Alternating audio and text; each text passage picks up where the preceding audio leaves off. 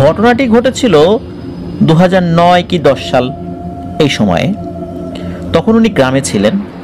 তো ওনাদের বাড়ির যেই অবস্থানটা সেটা সম্পর্কে একটু বলে নেওয়া ভালো। ওনাদের যে বাড়িটা, ওই বাড়ির পশ্চিম দিকে রয়েছে একটি পুরনো কবরস্থান, পূর্ব দিকে একটি বিশাল তাল বাগান, উত্তর দিকে ফাঁকা মাঠ এবং পুকুর রয়েছে, আর দক্ষিণ দিকে কয়েকটি বসতবাড়ি রয়েছে। আর ওনাদের যে রান্নাঘরটা এটা আবার উত্তর দিকে। ঘটনাটি যে রাত্রে ঘটে ওই সময়টা ছিল শীতকাল। তো শীতের মাঝামাঝি সময়, জানুয়ারির শেষ দিক এরকম একটা আর কি সময় ছিল। তো ওই সময়ে ওনাদের বাড়িতে না, শুধু আশেপাশের অনেক বাড়িতেই চলছে পিঠা বানানোর ধুম। তো তেমনি একটি সন্ধ্যার দিকে ওনারা দ্রুত রাতের খাওয়া দাওয়া শেষ করেন এবং উদ্দেশ্য একটাই, যে রাতের বেলা খাওয়া দাওয়া শেষ করে কুলসি পিঠা তৈরি করবেন। ওটা ওখানকার লোকাল এক ধরনের পিঠা। রাত 10টা, 10:30 তখন সময়টা হবে। তো এই যে নাইম ভাই যিনি, উনি ওনার ঘরে আছেন আর ওনার বড় ভাই তার ঘরে রয়েছেন। তো এই নাইম ভাইয়ের যে ঘরটা, এটা ছিল কবরস্থানের ঠিক পাশেই। উনি পড়া শেষ করে সবেমাত্র বিছানায় একটু শরীরটাকে এলিয়ে দিয়েছেন। ঠিক ওই সময়টাতে ওনার ঘরের পেছন সাইড থেকে কিছু একটা শব্দ শুনতে পেলেন। শব্দটা ছিল এমন, কেউ শুকনো পাতার উপর দিয়ে হেঁটে গেলে যেমনটা শোনায় ঠিক তেমন। কেউ শুকনো পাতার উপর দিয়ে হেঁটে গেলে পাতাগুলো মচমচ মচমচ শব্দ করে ভেঙে যায়, ঠিক এমন শব্দ আস্তে আস্তে আস্তে আস্তে শুধু বেড়ে যাচ্ছে। মানে দূর থেকে মনে হচ্ছে কেউ হেঁটে আসছে, আস্তে আস্তে যখন কাছে আসে সেই শব্দটাও আস্তে আস্তে বাড়ে। কিন্তু শব্দটা যখন কিছুটা বেড়ে গেল, তখন এই নাইম ভাই ওই শব্দটির সাথে আরও একটি শব্দ উনি শুনতে পেলেন। সেটা হচ্ছে এই শব্দের সাথে আরও একটি শব্দ, সেটি হলো গোঙানোর শব্দ। একটা মানুষ গোঙালে যেভাবে শব্দ হয় ঠিক তেমন শব্দ হচ্ছে। কোনো পুরুষ মানুষ এরকম শব্দ করছে নাকি মহিলা মানুষ এরকম শব্দ করছে, এটা ওনার আসলে ওই সময়ে বুঝে আসে নাই, না আসাটাই স্বাভাবিক। তো উনি এই শব্দটা পাওয়ার পর প্রথম দিকে বেশ অবাক হন, এই চিন্তা করে যে কি ব্যাপার, এই রাতের বেলা এই কবরস্থানের ভেতর দিয়ে কে হেঁটে আসে। আসতেই পারে কেউ কারো যদি কোনো আত্মীয়র কবর জিয়ারত করতে আসেন, আসতেই পারে। সাধারণত এই শীতের রাত্রে গ্রামের লোকজন কবরস্থানে আসে না, দিনের বেলাতেই খুব কম আসে, আর তো রাতের বেলা। কিন্তু এই শব্দটা শোনার পর ওনার গলা শুকিয়ে আসছিল, ভয়ে বুকটা ধরফর ধরফর করছিল। শীতকাল হওয়া সত্ত্বেও ওনার শরীর ঘামা শুরু করে, ভয়ে ওনার শরীরের লোমগুলো দাঁড়িয়ে যাচ্ছিল। এমত অবস্থায় উনি আল্লাহকে স্মরণ করছেন। উনি জোর একটা চিৎকার করে বাড়ির অন্য কাউকে ডাকবেন, ঠিক এমন সময় বাড়ির বাইরে অন্য আর একজনের কণ্ঠ উনি শুনতে পেলেন। এবং যার কণ্ঠ শুনতে পেলেন তাকে উনি খুব ভালো করে চেনেন, কারণ তিনি হচ্ছেন ওনার বড় চাচার ছেলে। তো এখানে একটা বিষয় বলে রাখা ভালো, যে ওই সময় প্রতি রাত্রে 10:30 বা 11টার দিকে ওনাদের বাড়িতে, মানে নাইম ভাইদের বাড়িতে ওনার বড় চাচার ছেলে আসতেন। তো এই নাইম ভাইয়ের যিনি বড় ভাই আর ওনার বড় চাচার ছেলে, এরা দুইজন আবার একসাথে লেখাপড়া করতেন। তো সাধারণত লেখাপড়ার বিষয় নিয়ে একটু আলোচনা করার জন্য ঘণ্টাখানেক তারা একসাথে গল্পগুজব করতেন, মোটামুটি গ্রুপ স্টাডি বলা চলে। উনি আসার পর বেশ জোরে চিৎকার দিয়ে ওঠেন, এই নাইম, এই দেখ তো তোর ঘরের পিছনে কে। আসলে উনি নিজেও বেশ ভয় পেয়ে গিয়েছিলেন। উনি এই নাইম ভাইয়ের ঘরের পেছনে কাউকে দেখেছিলেন। অত রাত্রের বেলা কবরের মধ্যে কাউকে যদি কেউ দেখে, ভয় পাওয়াটাই স্বাভাবিক না। তো এই নাইম ভাই ওনার চাচাতো ভাইয়ের চিৎকার শুনে ঘর থেকে বের হন। এদিকে নাইম ভাইয়ের আব্বা, নাইম ভাইয়ের বড় ভাই, তারাও বের হয়েছেন, আর নাইম ভাই সবার পেছনে। ওদিকে কিন্তু বাড়ির ওই জায়গাটাতে ওনার বড় চাচার ছেলে দাঁড়িয়ে আছেন। তো সবাই মিলে বের হয়েছেন বলে, এই বাবা কি হয়েছে, নাইম ভাইয়ের বাবা জিজ্ঞেস করেন আর কি ওই নাইম ভাইয়ের বড় চাচার ছেলেকে। তখন বলেন যে কাকা, এই দেখেন তো এই জিনিসটা কি। তখন সবাই মিলে একসাথে জিনিসটাকে দেখে যে এই নাইম ভাইয়ের ঘরের যে বেড়াটা, ওই বেড়া ধরে একজন দাঁড়িয়ে আছে, সাদা কাপড় পরা একটা বৃদ্ধা মহিলা, বয়স তার 75 থেকে 80-র মধ্যে হবে, আর তার শরীরের চামড়াগুলো সব কুঁচকে গেছে, তার চোখ দুটো দেখাই যাচ্ছে না, মনে হচ্ছে চোখ দুটোর এই জায়গাটাতে গভীর অন্ধকার, মানে কালো গভীর গর্ত, সেখানে চোখের মণি বা সাদা অংশ কিছুই দেখা যাচ্ছে না। তো এটা দেখে ওনারা তো খুব ভয় পেয়ে যান। এখন কথা হলো, এত রাতের বেলা এই বৃদ্ধা মহিলা এখানে কি করছে? তো নাইম ভাইয়ের আব্বা দেরি না করে ওনাকে জিজ্ঞেস করলেন, কে গো চাচি, আপনি কে, কোন বাড়ির, আপনি এখানে কিভাবে এলেন, কবরস্থানের ভিতরে ঢুকে এদিক দিয়ে আসছেন কেন, আপনি কি চান আমাদের কাছে বলেন? এই প্রশ্ন শুনে ওই বৃদ্ধা তখন বলে উঠল, আমি ডলির মা, আমি পিঠা খাবো, আমাকে পিঠা দে, তোরা তো কুলসি পিঠা বানাচ্ছিস। বৃদ্ধার এই কথা শুনে ওনারা সবাই তো হতবাক। ওনাদের বাড়িতে কি পিঠা বানানো হচ্ছে সেটা ইনি কিভাবে জানলেন? আর ওনাদের রান্নাঘর থেকে ঘটনার যে স্থানটা, মানে ওই বৃদ্ধা মহিলা যেখানে দাঁড়িয়েছেন, এই জায়গাটার দূরত্ব মোটামুটি ভালোই। তো ওই বৃদ্ধা মহিলার এই কথা শোনার পর এই নাইম ভাইয়ের আব্বা উনি আবার জিজ্ঞেস করলেন যে, চাচি আপনার বাড়ি কোথায়, আপনি বলেন, আমি আপনাকে বাড়িতে পৌঁছে দিয়ে আসবো, আপনাকে পিঠাও খাওয়াবো, আপনার চিন্তার কিছু নাই। এ কথার উত্তরে ওই বৃদ্ধা মহিলা একটা অদ্ভুত ঠিকানা বলল। ওনার ওই যে ঠিকানা, ওই ঠিকানাটা অদ্ভুত এই কারণেই, সেটা হলো ওই গ্রাম, যে গ্রামের নামটি ওই বৃদ্ধা মহিলা বলেছিলেন, আশেপাশের কোনো এলাকাতে ওই নামে কোনো গ্রাম ছিল না। তাহলে এই বৃদ্ধা মহিলা যে গ্রামের নামটি বললেন, এটি কোন গ্রাম? এই বৃদ্ধা মহিলার ঠিকানা শোনার পর উপস্থিত সকলে বুঝে যান, বিশেষ করে এই নাইম ভাইয়ের আব্বা বুঝে যান যে এই বৃদ্ধা মহিলা স্বাভাবিক কোনো মানুষ হতে পারেন না, ইনি কোনো পাগলও নন, নিশ্চয়ই এর বিশেষ কোনো উদ্দেশ্য রয়েছে। সুতরাং একই বেশি ঘাটানো যাবে না, আর তাকে পিঠাও খেতে দেয়া যাবে না। তাকে যদি কোনো কারণে এই বাড়ির ভেতরে ঢুকতে দেওয়া হয়, এই বাড়িতে ভয়ানক একটা অঘটন ঘটতে পারে। এমত অবস্থায় দেরি না করে এই নাইম ভাইয়ের আব্বা ওনার নাইম ভাইয়ের বড় ভাইকে বলেন, বাবা যাও তো, দৌড় দিয়ে টর্চ লাইটটা নিয়ে আসো। তো নাইম ভাইয়ের বড় ভাই দৌড় দিয়ে টর্চ লাইটটা নিয়ে তার আব্বুর হাতে দেন।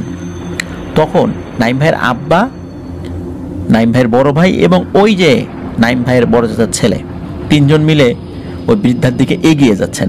চাচি চলেন, আপনাকে এগিয়ে দিয়ে আসি।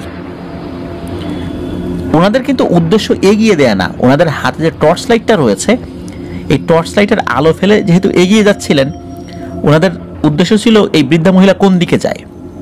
অদ্ভুত ব্যাপার হলো, ওনারা যখন টর্চ লাইটের আলো ফেলে ওই বৃদ্ধার দিকে এগিয়ে যাচ্ছিলেন, বৃদ্ধা কিন্তু আস্তে আস্তে পেছন দিকে যাচ্ছিলেন। পেছন দিকে যেতে যেতে হঠাৎ করে মনে হলো উনি ভ্যানিশ হয়ে গেল, এবং ভ্যানিশ হওয়ার আগে মনে হলো উনি খুব দ্রুত গতিতে কোনো একটা দিকে চলে গেলেন, এরকমটা মনে হয়েছে।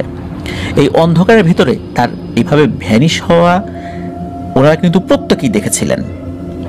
এরপরে কিন্তু ওনারা কবরস্থানের ভিতরে ঢুকে আশেপাশে অনেক দূরে টর্চ লাইটের আলো যতটুকু যায় আর কি আশেপাশে, সেদিকে ফেলেছিলেন, কিন্তু কোথাও ওই বৃদ্ধার কোনো চিহ্ন পর্যন্ত তারা দেখতে পাননি।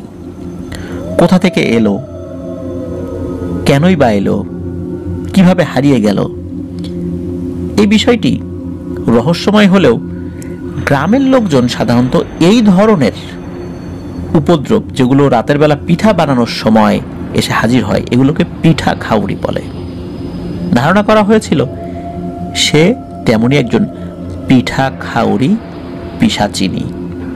তবে উনি যে বললেন যে আমি ডলির মা, এই ডলিটাকে, ওই গ্রামে ডলি নামে কোনো মেয়ে রয়েছে আর তার মার বয়স এত হবে, এই ধরনের বয়সী ডলি ওই গ্রামে আছেন বলে ওনারা জানতেন না।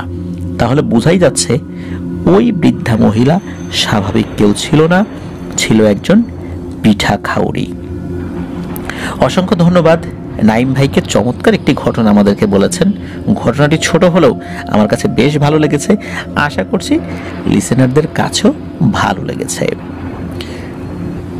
আপনার ঘটনার জন্য ধন্যবাদ। আশা করছি আরও ঘটনা আমাদেরকে পাঠিয়ে আপনার দ্য হরর ওয়ার্ল্ডের পথ চলাকে আরও সমৃদ্ধ করতে ভূমিকা রাখবেন, আমাদেরকেও সহায়তা করবেন।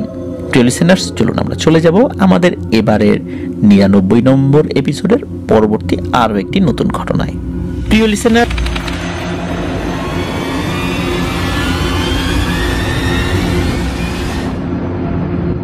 আবারও স্বাগতম জানাচ্ছি প্রিয় লিসেনার্স আমাদের 99 নম্বর এপিসোডের দ্বিতীয় ঘটনায়। এখন যে ঘটনাটি আপনাদের সাথে শেয়ার করব, যিনি মূলত এই ঘটনাটি পাঠিয়েছেন উনি এর আগেও আমাদেরকে ঘটনা পাঠিয়েছিলেন। ওনার ঘটনাটি আমাদের 84তম এপিসোডে অর্ধ মানব শিরোনামে প্রচারিত হয়েছিল। ওনার নাম সাকিব। ওনার বাড়ি শেরপুর জেলার সদর উপজেলার দক্ষিণ নবীনগর হলদিপাড়া গ্রামে। তো উনি যে ঘটনাটি পাঠিয়েছেন, চলুন শুরু করি ঘটনাটি। মূলত ওনার আগের যে ঘটনাটি আমরা সিলেক্ট করেছিলাম এবং প্রচার করেছিলাম তাতে উৎসাহিত হয়েই উনি আবার ঘটনাটি পাঠিয়েছেন। উনি যার কাছ থেকে ঘটনাটি সংগ্রহ করেছিলেন, তো ওনার খুব কাছের এক বড় ভাই মোহাম্মদ দুলাল শেখের কাছ থেকে। আর এই যে দুলাল ভাই, উনি ঘটনাটি সংগ্রহ করেছিলেন তার এক কলিগ, তার নাম হচ্ছে রাজু হোসেন জনি, তার কাছ থেকে। মূলত এই রাজু হোসেন জনি ভাইয়ের দুঃসম্পর্কের এক চাচা, তার নাম হচ্ছে জামাল। আর ওই জামাল ভাইয়েরই আপন দুই ছোট ভাই, একজনের নাম কামাল আর একজনের নাম হলো কালাম। এই তিনজনের সাথে একত্রে ঘটনাটি ঘটেছিল। ঘটনাটির শিরোনাম মাঝ নদীতে নরখাদক। শিরোনাম শুনেই বুঝতে পারছেন ঘটনাটি কেমন হতে পারে। চলুন শুরু করি ঘটনাটির সময়কাল 1980 থেকে 82 সালের মাঝামাঝি শীতকালে কোনো একটি সময়। এই যে জামাল, ওনার বাসার পাশেই কিন্তু একটি নদী রয়েছে। এখনো কিন্তু ওই নদীটি শুকিয়ে যায় নাই, সেটা এখনো ওরকমই রয়েছে। নদীটির নাম প্রকাশ করার অনুমতি পাওয়া যায়নি, যদিও বা সেই নদীটির নাম জানানো ওনারা কর্তব্য মনে করেছেন এবং আমাদেরকে জানিয়েছেন, কিন্তু যেহেতু নাম প্রকাশের অনুমতি নাই এই জন্য আমরা এটা বলতে পারলাম না। তো এই যে জামাল এবং তার দুই ভাই কামাল এবং কালাম, ওনাদের দাদির লাশকে কেন্দ্র করে ঘটনাটি ঘটেছিল। এই জামালের বিয়ের পর খুব ভালোভাবে তারা পরিবারের সকলেই মিলে দিন কাটাচ্ছিলেন।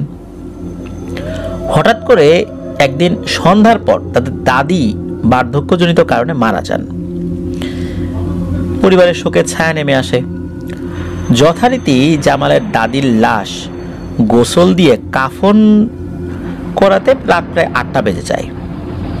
আর ওই সময় কিন্তু রাত 8টা মানে কিন্তু গ্রামাঞ্চলে অনেক রাত।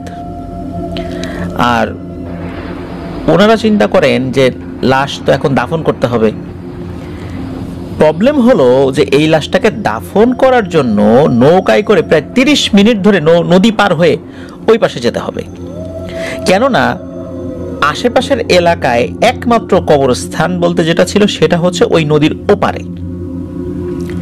কিন্তু এখানে হয় সমস্যা আর একটা, এই জামাল ভাইদের যে বাসা, এই বাসাটা কিন্তু জনবহুল এলাকার মধ্যে না থাকায় তাদের পরিবারে তারা 3 ভাই ব্যতীত অন্য কোনো পুরুষ মানুষ ছিলেন না। আর তাদের পরিবারের আর একটা অংশ আত্মীয় স্বজনরা, তারা সকলেই ছিলেন নদীর অপর প্রান্তে। মূলত জমি জমা নিয়ে তাদের পরিবারের মধ্যে বিরোধ থাকার কারণে নদীর এই প্রান্তে এসে তারা বসতবাড়ি তৈরি করে থাকতে শুরু করেন। এখন কথা হলো, লাশ তো নৌকায় করে নদীটা পার হয়ে ওই পাশে নিয়ে যেতে হবে। এখন 3 ভাই, দাদির লাশকে তো নিয়ে যেতেই হবে।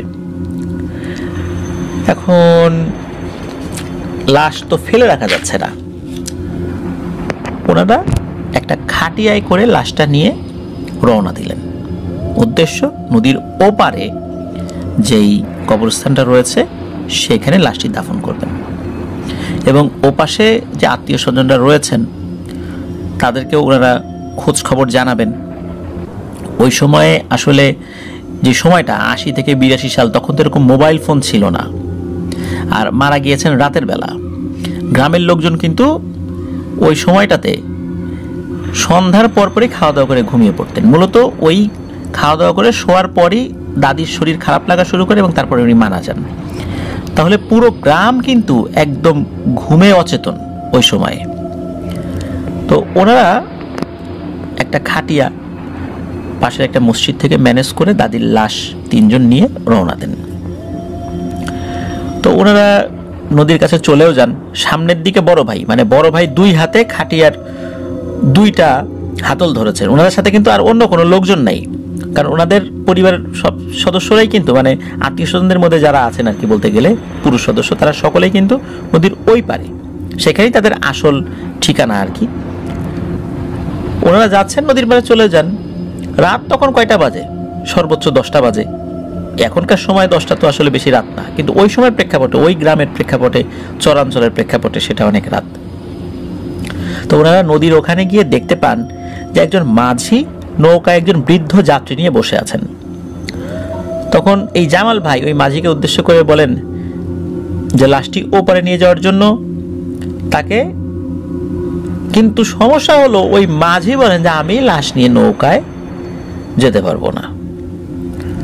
তখন ওই জামাল ভাই ওই মাঝিকে উদ্দেশ্য করে বলেন যে ভাই, আপনি কি মারা যাবেন না কখনো, নাকি সারা জীবন পৃথিবীতে থাকবেন? এখন একজন বৃদ্ধা মহিলা মারা গেছেন, তার লাশ নিয়ে যাবেন না, এটা কোন ধরনের মানবিকতা?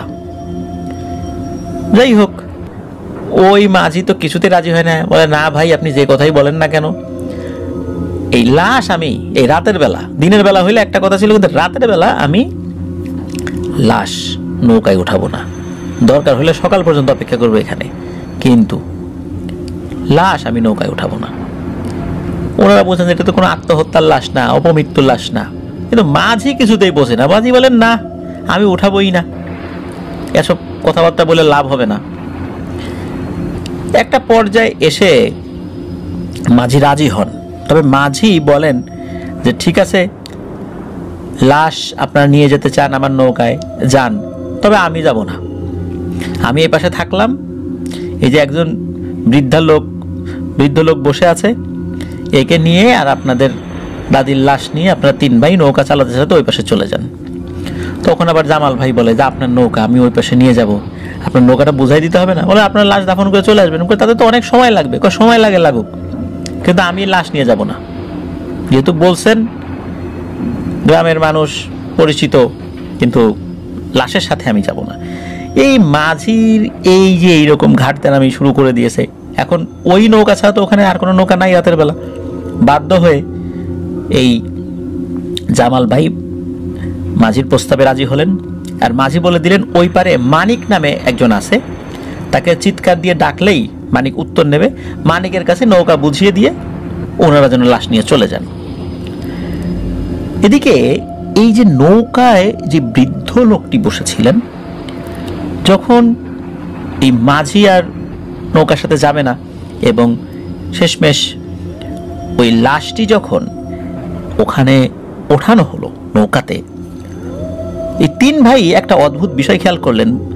সেটা হলো যে ওই যে বৃদ্ধ লোকটি মনে হলো খুব খুশি হয়েছে, এতক্ষণ কিন্তু সে কোনো কথা বলে নাই, চুপটি করে নৌকার মাঝখানে বসে আছে। এদিকে জামাল ভাই উনি নৌকা চালানো শুরু করে দিয়েছেন, আর মূল যে মাঝি সে এপারেই বসে আছে। তো কিছুটা পথ কেবল গিয়েছেন, এমন সময় ওই বৃদ্ধ লোকটি বলে, রে বাপুরে, আমার তো ঘুম আসতেছে, শরীরটাও ভালো লাগতেছে না, আমি একটু শুয়ে পড়ি।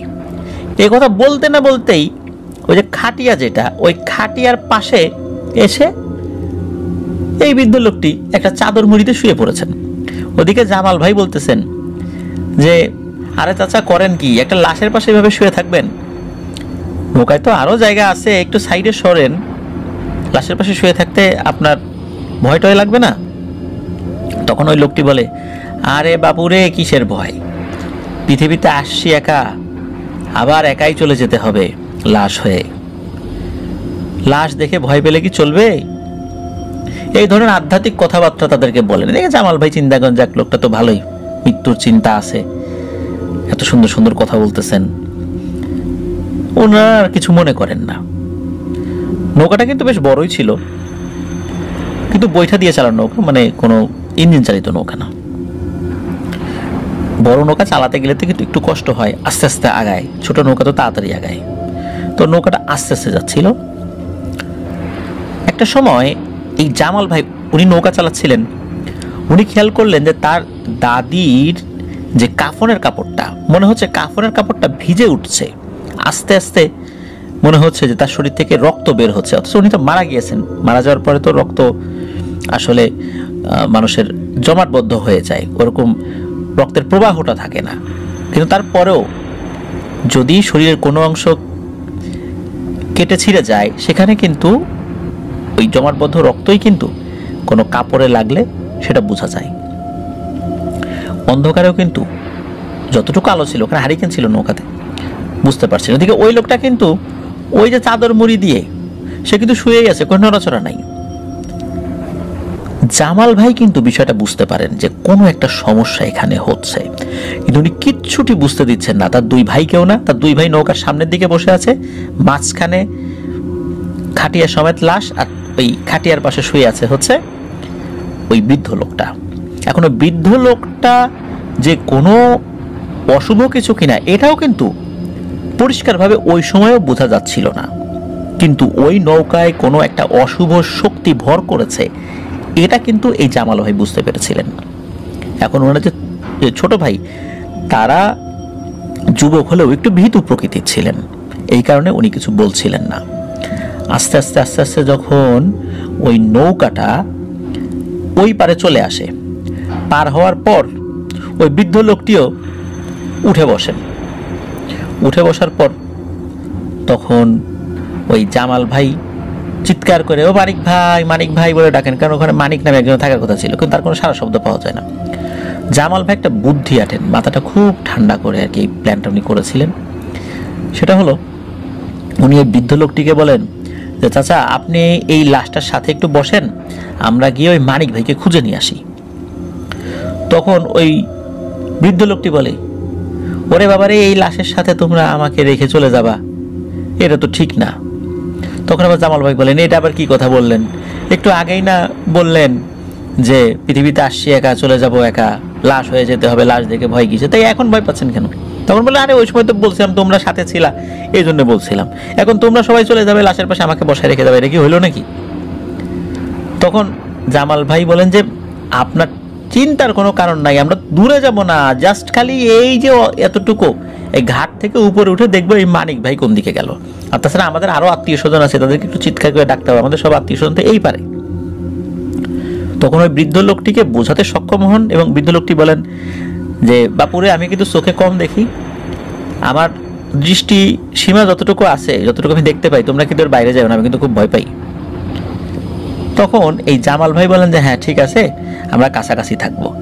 নৌকা থেকে নামার পর জামাল ভাই তার অন্য দুই ভাই কামাল আর কালাম, এই দুইজনকে বলেছেন, এই কামাল আর কালাম, পিছন দিকে তাকাবি না, সোজা দৌড় দিবি, দৌড়ে আমি যেদিকে যাই সেদিকে যাবি, এলোমেলো দৌড়াবি না, মাথা ঠান্ডা রাখবি, কিন্তু পথ হারাবি না, আমি যেদিকে যাই সেদিকে যাবি, তিনজন একসাথে থাকতে হবে। এখন ওরা কিন্তু বিষয়টা বুঝতে পারতেছে না, ওই পর্যন্ত স্বাভাবিক ছিল যে নেমে মানিককে খুঁজবে, তারা কিন্তু এই বিষয়টা জানে না যে এতক্ষণ কি হয়েছে বা জামাল ভাই কি আঁচ করতে পেরেছিলেন। আর জামাল ভাই বলে দিয়েছেন, এখন কোনো প্রশ্ন করিস না, যা বলার পরে বলবো। জামাল ভাই তো দিয়েছেন এক দৌড়, তার পেছন পেছন তার দুই ভাই দৌড়ানো শুরু করেছেন। আর ওই যে বৃদ্ধ, ওই বৃদ্ধ বলতেছেন, ওই ধোকাবাজ, এইভাবে আমাকে রেখে দৌড়াচ্ছিস, দাঁড়া দাঁড়া, ফল ভালো হবে না কিন্তু, দাঁড়া। এদিকে ওনারা তো দৌড়েই যাচ্ছেন, এদিকে দৌড়াচ্ছেন, আর পেছন থেকে ওই বৃদ্ধর চিৎকার, দৌড়ালে তো আসলে বৃদ্ধ চিৎকারটা আস্তে আস্তে ক্ষীণ হয়ে আসার কথা, কিন্তু মনে হচ্ছে ওই বৃদ্ধ তাদের কাছেই রয়েছে, এরকম শব্দ মনে হচ্ছিল। এদিকে ওনারা দৌড়াচ্ছেন, দৌড়াতে দৌড়াতে হঠাৎ করে জামাল ভাইয়ের ওই অন্ধকারেই নজরে পড়ে একটা গোয়াল ঘরের মতো কিছু একটা দেখা যাচ্ছে এবং ওখানে গরুও আছে। তো উনি ওনার দুই ভাইকে কি বলেছেন যে এইদিকে আয়, গোয়াল ঘরের ভিতরে ঢুকবো। এখন ওই দুই ভাই বলতেছেন যে ভাই, সামনে তো বাড়ি ঘর আছে, বাড়ি ঘরে যাই, কয় না তুই তাড়াতাড়ি আয়, গোয়াল ঘরে ঢুকবো। ওনারা দৌড়ে গোয়াল ঘরের দরজাটা দড়ি দিয়ে বাঁধা ছিল, দড়ি দিয়ে বাঁধা ওই গিট খুলে ওনার ভিতরে ঢুকে পড়েন। ঢুকে পড়তে হাঁপাতে থাকেন এবং ওই দুই ভাইকে বলতেছেন একদম চুপ করে বসে থাক, কোনো কথা বলবি না। এখন এই দুই ভাই কিন্তু এখনো পরিপূর্ণ হয়ে বুঝতে পারেন নাই যে তার ভাই কেন দৌড় দিল দাদির লাশটা ওখানে রেখে। হালকা ভয় পাচ্ছিলেন, কিন্তু কেন এটা হচ্ছিল এটা তখনও বুঝতে পারেন নাই। তখন তাকে বলতেছিলেন যে জামাল ভাই বলেন তো ঘটনা কি? বলে যে চুপ, একটু পরে বুঝতে পারবি, একদম শব্দ করবি না, চুপ করে বসে থাক। শব্দ করলে গরুগুলো ভয় পাবে, গরুগুলো ডাকাডাকি শুরু করবে, তখন আর একটা ঝামেলা হবে, এখন চুপ করে থাক। তো এই কথোপকথন হচ্ছে, এর মধ্যেই ধপ ধপ ধপ ধপ করে এক ধরনের শব্দ হচ্ছে, মনে হচ্ছে খুব ভারী পায়ে কেউ হেঁটে আসছে। তারা চাঁদের আলোতে, কারণ গোয়াল ঘরে তো আসলে ওরকম এত টাইট ফিটিং কোনো বেড়া থাকে না, বায়ু প্রবাহিত হওয়ার জন্য বেশ অনেক জায়গায় ফাঁকা থাকে। তো চাঁদের আলোতে স্পষ্টভাবে তিন ভাই দেখতে পাচ্ছেন বিশাল দানব আকৃতির কিছু একটা ওই গোয়াল ঘরের সামনে হেঁটে এসেছে এবং গোয়াল ঘরের চারদিকে হাঁটছে। সেটার উচ্চতা প্রায় 30-40 হাত হবে তাদের বর্ণনা অনুযায়ী। তো ওই জিনিসটা গোয়াল ঘরের চারদিকে হাঁটছে। হাঁটতে হাঁটতে হঠাৎ করে কি করেছে, ওই দানবটার এক হাত গোয়াল ঘরের যে দরজাটা ছিল, যেটা দড়ি দিয়ে বাঁধা, ওই দরজার ভিতর দিয়ে হাত ঢুকিয়ে দিয়েছে। আর হাত ঢোকানোর সাথে সাথে ওখানকার যে গরুগুলো ছিল, ওই গরুগুলো প্রচন্ড জোরে চিৎকার চেঁচামেচি শুরু করে দিয়েছে। গরুগুলো এলো পাথারি একটা আর একটাকে লাথি মারতে শুরু করেছে। আর কয়েকটা গরুর কাছেই এই কামাল এবং কালাম, এই দুজন ছিল, তারাও গরুর লাথি খেয়ে বেশ আহত হয়েছিলেন, তবে সেই আঘাতগুলো গুরুতর ছিল না। তো এইভাবে গরুগুলো চিৎকার চেঁচামেচি শুরু করে, আর ওই হাতটা ঢুকিয়ে ওই হাত ভেতরে মনে হচ্ছে অন্ধকারে কিছু হাতড়াচ্ছে ওই হাতটা। তবে অল্প কিছু সময়ের মধ্যে ওই হাতটা আবার ওই দানবটা বাইরে নিয়ে যায় এবং যেভাবে এসেছিল ওইভাবেই ধপ ধপ ধপ শব্দ করতে করতে হাঁটতে হাঁটতে চলে যায়। তো ওনারা তো ওখান থেকে বাইরে বের হচ্ছেন না। এদিকে গরু মাঝে মাঝে রাতের বেলা এরকম শব্দ করেই। এই চিন্তা করে বাড়ির মালিক উঠে গেলেও, ঘুম থেকে উঠে গেলে ওনারা আর ভেতর দিকে আসেন নাই, যে আরো বেশিক্ষণ শব্দ হলে ওনারা আসবেন।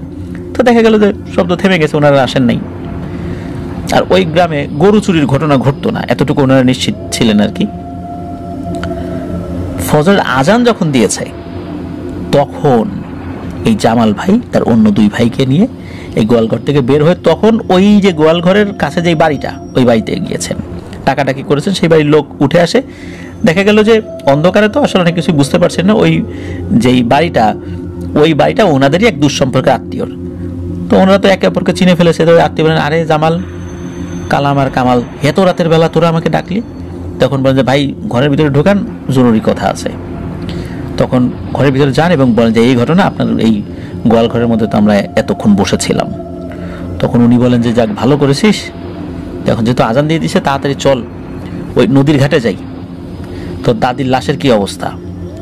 তখন ওনারা আরও বেশ কিছু লোকজন জোগাড় করে ওই নদীর ঘাটে যান। তো তখন কিন্তু মানে সকালের আলো ফুটে গেছে। ওখানে গিয়ে দেখতে পান যে তার দাদির যে লাশটা, ওই লাশটার একটা পা পুরোপুরি মানে খাওয়া, আর একটা পায়ের হাঁটু পর্যন্ত খাওয়া, বাকিটা আর কোনো কিছু হয়নি। আর নৌকাটা ভাঙা অবস্থায় পড়ে আছে, আর ওই ডেড বডিটা ওই নৌকারই একটা পাশে পড়ে আছে। তখন এই দৃশ্য সকলেই দেখেছিলেন। তো যাই হোক, ওনার দাদির লাশটা ওখান থেকে আবার নিয়ে এসে যথাযথভাবে সকল প্রক্রিয়া শেষ করে কবরস্থ করা হয় সেই কবরস্থানে। এরপরে এই যে জামাল ভাই, উনি কিন্তু বেশ কিছু মানুষের প্রশ্নের সম্মুখীন হয়েছিলেন। যেমন একটা প্রশ্ন হলো যে তুমি বাড়িতে না গিয়ে কেন গোয়াল ঘরে গেলা? তখন এই জামাল ভাই বলেছিলেন যে ওনার দাদা বলেছিলেন যদি কেউ গোয়াল ঘরে ঢোকে বিপদে পড়ে, আশেপাশে অন্য কোনো মসজিদ নাই, কিচ্ছু নাই, কিন্তু গোয়াল ঘর আছে এবং সেখানে যদি গরু ছাগল থাকে তাহলে সেখানে ঢুকে পড়লে বিপদ আপদের সম্ভাবনা খুব কমে যায়। কেননা ওনার দাদা নাকি বিশেষ প্রয়োজনে রাতের বেলা যদি কোথাও যেতেন তাহলে ওই গোয়ালঘর থেকে একটি গরুর সাথে নিয়ে যেতেন, গরুর দইটা ওনার হাতে থাকতো, সাথে নিয়ে যেতেন, আবার ওই গরুটাকে সাথে নিয়েই উনি বাড়িতে ফিরতেন, ফেরার পর গরুটাকে আবার গোয়ালঘরে ঢুকিয়ে দিতেন। যদি কখনো রাতের বেলা ইমার্জেন্সি কোনো কারণে দূরে কোথাও যেতে হতো, তখন নাকি উনি এই কাজটি করতেন। ওনার দাদাই নাকি এই বিষয়টি শিখিয়ে দিয়েছিলেন। ওই চিন্তা থেকেই উনি মাথা ঠান্ডা রেখে ওই অবস্থাতেই এই কাজটি করেছিলেন। আল্লাহর অশেষ রহমতে উনি বেঁচে গিয়েছিলেন। তবে এখানে আমি একটা কথা বলতে চাই, সেটা হচ্ছে যে অনেক সময় গোয়াল ঘরেও কিন্তু আক্রমণ হয়। তবে এটা নির্ভর করে কোন ধরনের পিশাচ সেখানে আক্রমণ করেছে। অনেক শক্তিশালী পিশাচগুলো কিন্তু এসব কোনো কিছুই মানে না। আগুন দেখিয়েও তাদেরকে ভয় দেখানো যায় না, লোহা দেখিয়েও ভয় দেখানো যায় না। সব ধরনের কলাকৌশল বা ব্যাকরণ ওই ধরনের পিশাচদের কাছে অচল হয়ে যায়। এই ধরনের পিশাচদের খপ্পরে পড়লে কিন্তু বিপদ আছে। তবে এই যে জামাল ভাই যিনি, উনি যে বুদ্ধি করেছিলেন আল্লাহর রহমতে উনি বেঁচে গিয়েছিলেন। ওই পিশাচটা অতটা শক্তিশালী ছিল না। তবে এরপরে একজন হুজুরের সাথে কথা বলা হয়েছিল। হুজুর বলেছিলেন যে তোমাদেরকে ক্ষতি করতে না পেরে রাগ করে এসে ওই নৌকাটি সে ভেঙে দিয়ে যায়। আর যেহেতু লাশার এই যে লাশটা ছিল, ওই লাশের বেশ খানিকটা অংশ সে খেয়ে ফেলেছে, তারপর এই ধরনের ঝামেলা হয়েছে, তারা রুচি ছিল না, লাশটা ওইভাবে রেখে সে চলে যায়। তা না হলে ওই লাশটির একটি অংশ অবশিষ্ট থাকতো না। তো এই ছিল ঘটনা। প্রিয় লিসেনার্স, আশা করছি ঘটনাটি আপনাদের ভালো লেগেছে। আর দুলাল ভাইকেও ধন্যবাদ, চমৎকার একটি ঘটনা সংগ্রহ করে সাকিব ভাইকে দিয়েছেন।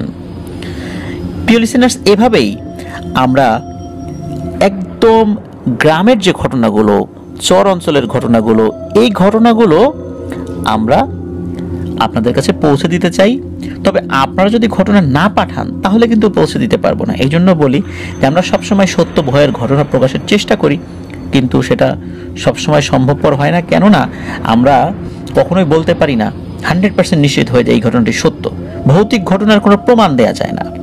তাছাড়া অনেক ঘটনার সাল, স্থান এগুলোরও ঠিকঠাক কোনো তথ্য পাওয়া যায় না।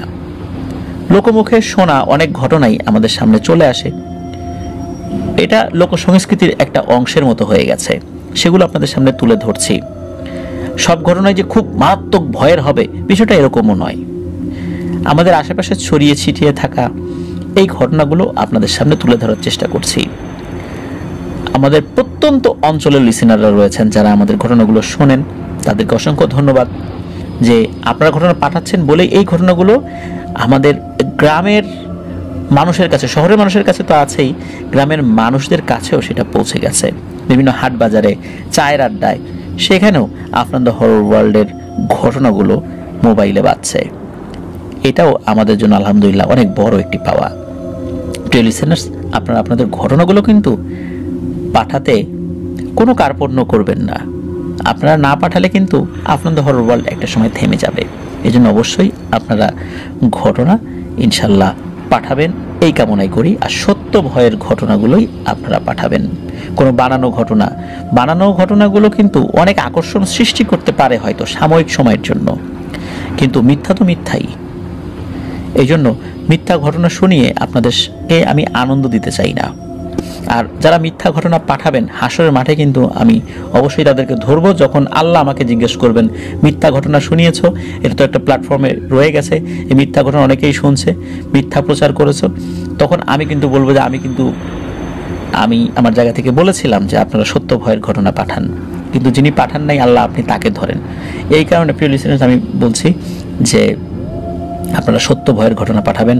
ঘটনা না থাকলে পাঠানোর দরকার নাই। আর আমি এটাও বলছি যদি টাকা দিয়ে ঘটনা কখনো আমাকে সংগ্রহ করতে হয়, সেদিন আফটার দ্য হরর ওয়ার্ল্ড বন্ধ হয়ে যাবে ইনশাআল্লাহ। কিন্তু টাকা দিয়ে কারো কাছ থেকে আমি কখনোই ঘটনা সংগ্রহ করব না। তখন আমি অন্য কাজ করব, অন্য ধরনের কোনো একটা কন্টেন্ট নিয়ে কাজ করব। কিন্তু টাকা দিয়ে আমি কারো কাছ থেকে কখনোই কোনো অবস্থাতেই ইনশাআল্লাহ আল্লাহ যেন আমাকে কারো কাছে ঘটনা সংগ্রহ না করান।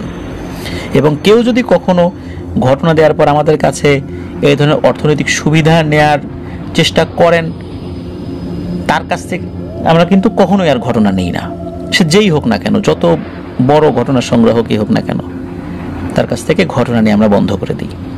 এরকম একটা দুটো ঘটেছে, একদম যে ঘটে নাই তা না, কিন্তু তার সাথে আমরা আর কখনো যোগাযোগই করি না। ইমেল করলেও আমরা কখনো রিপ্লাই দিই না তাদেরকে। এই জন্য আমরা আমাদের যে নৈতিক জায়গাটা সেটা ধরে রাখার চেষ্টা করছি।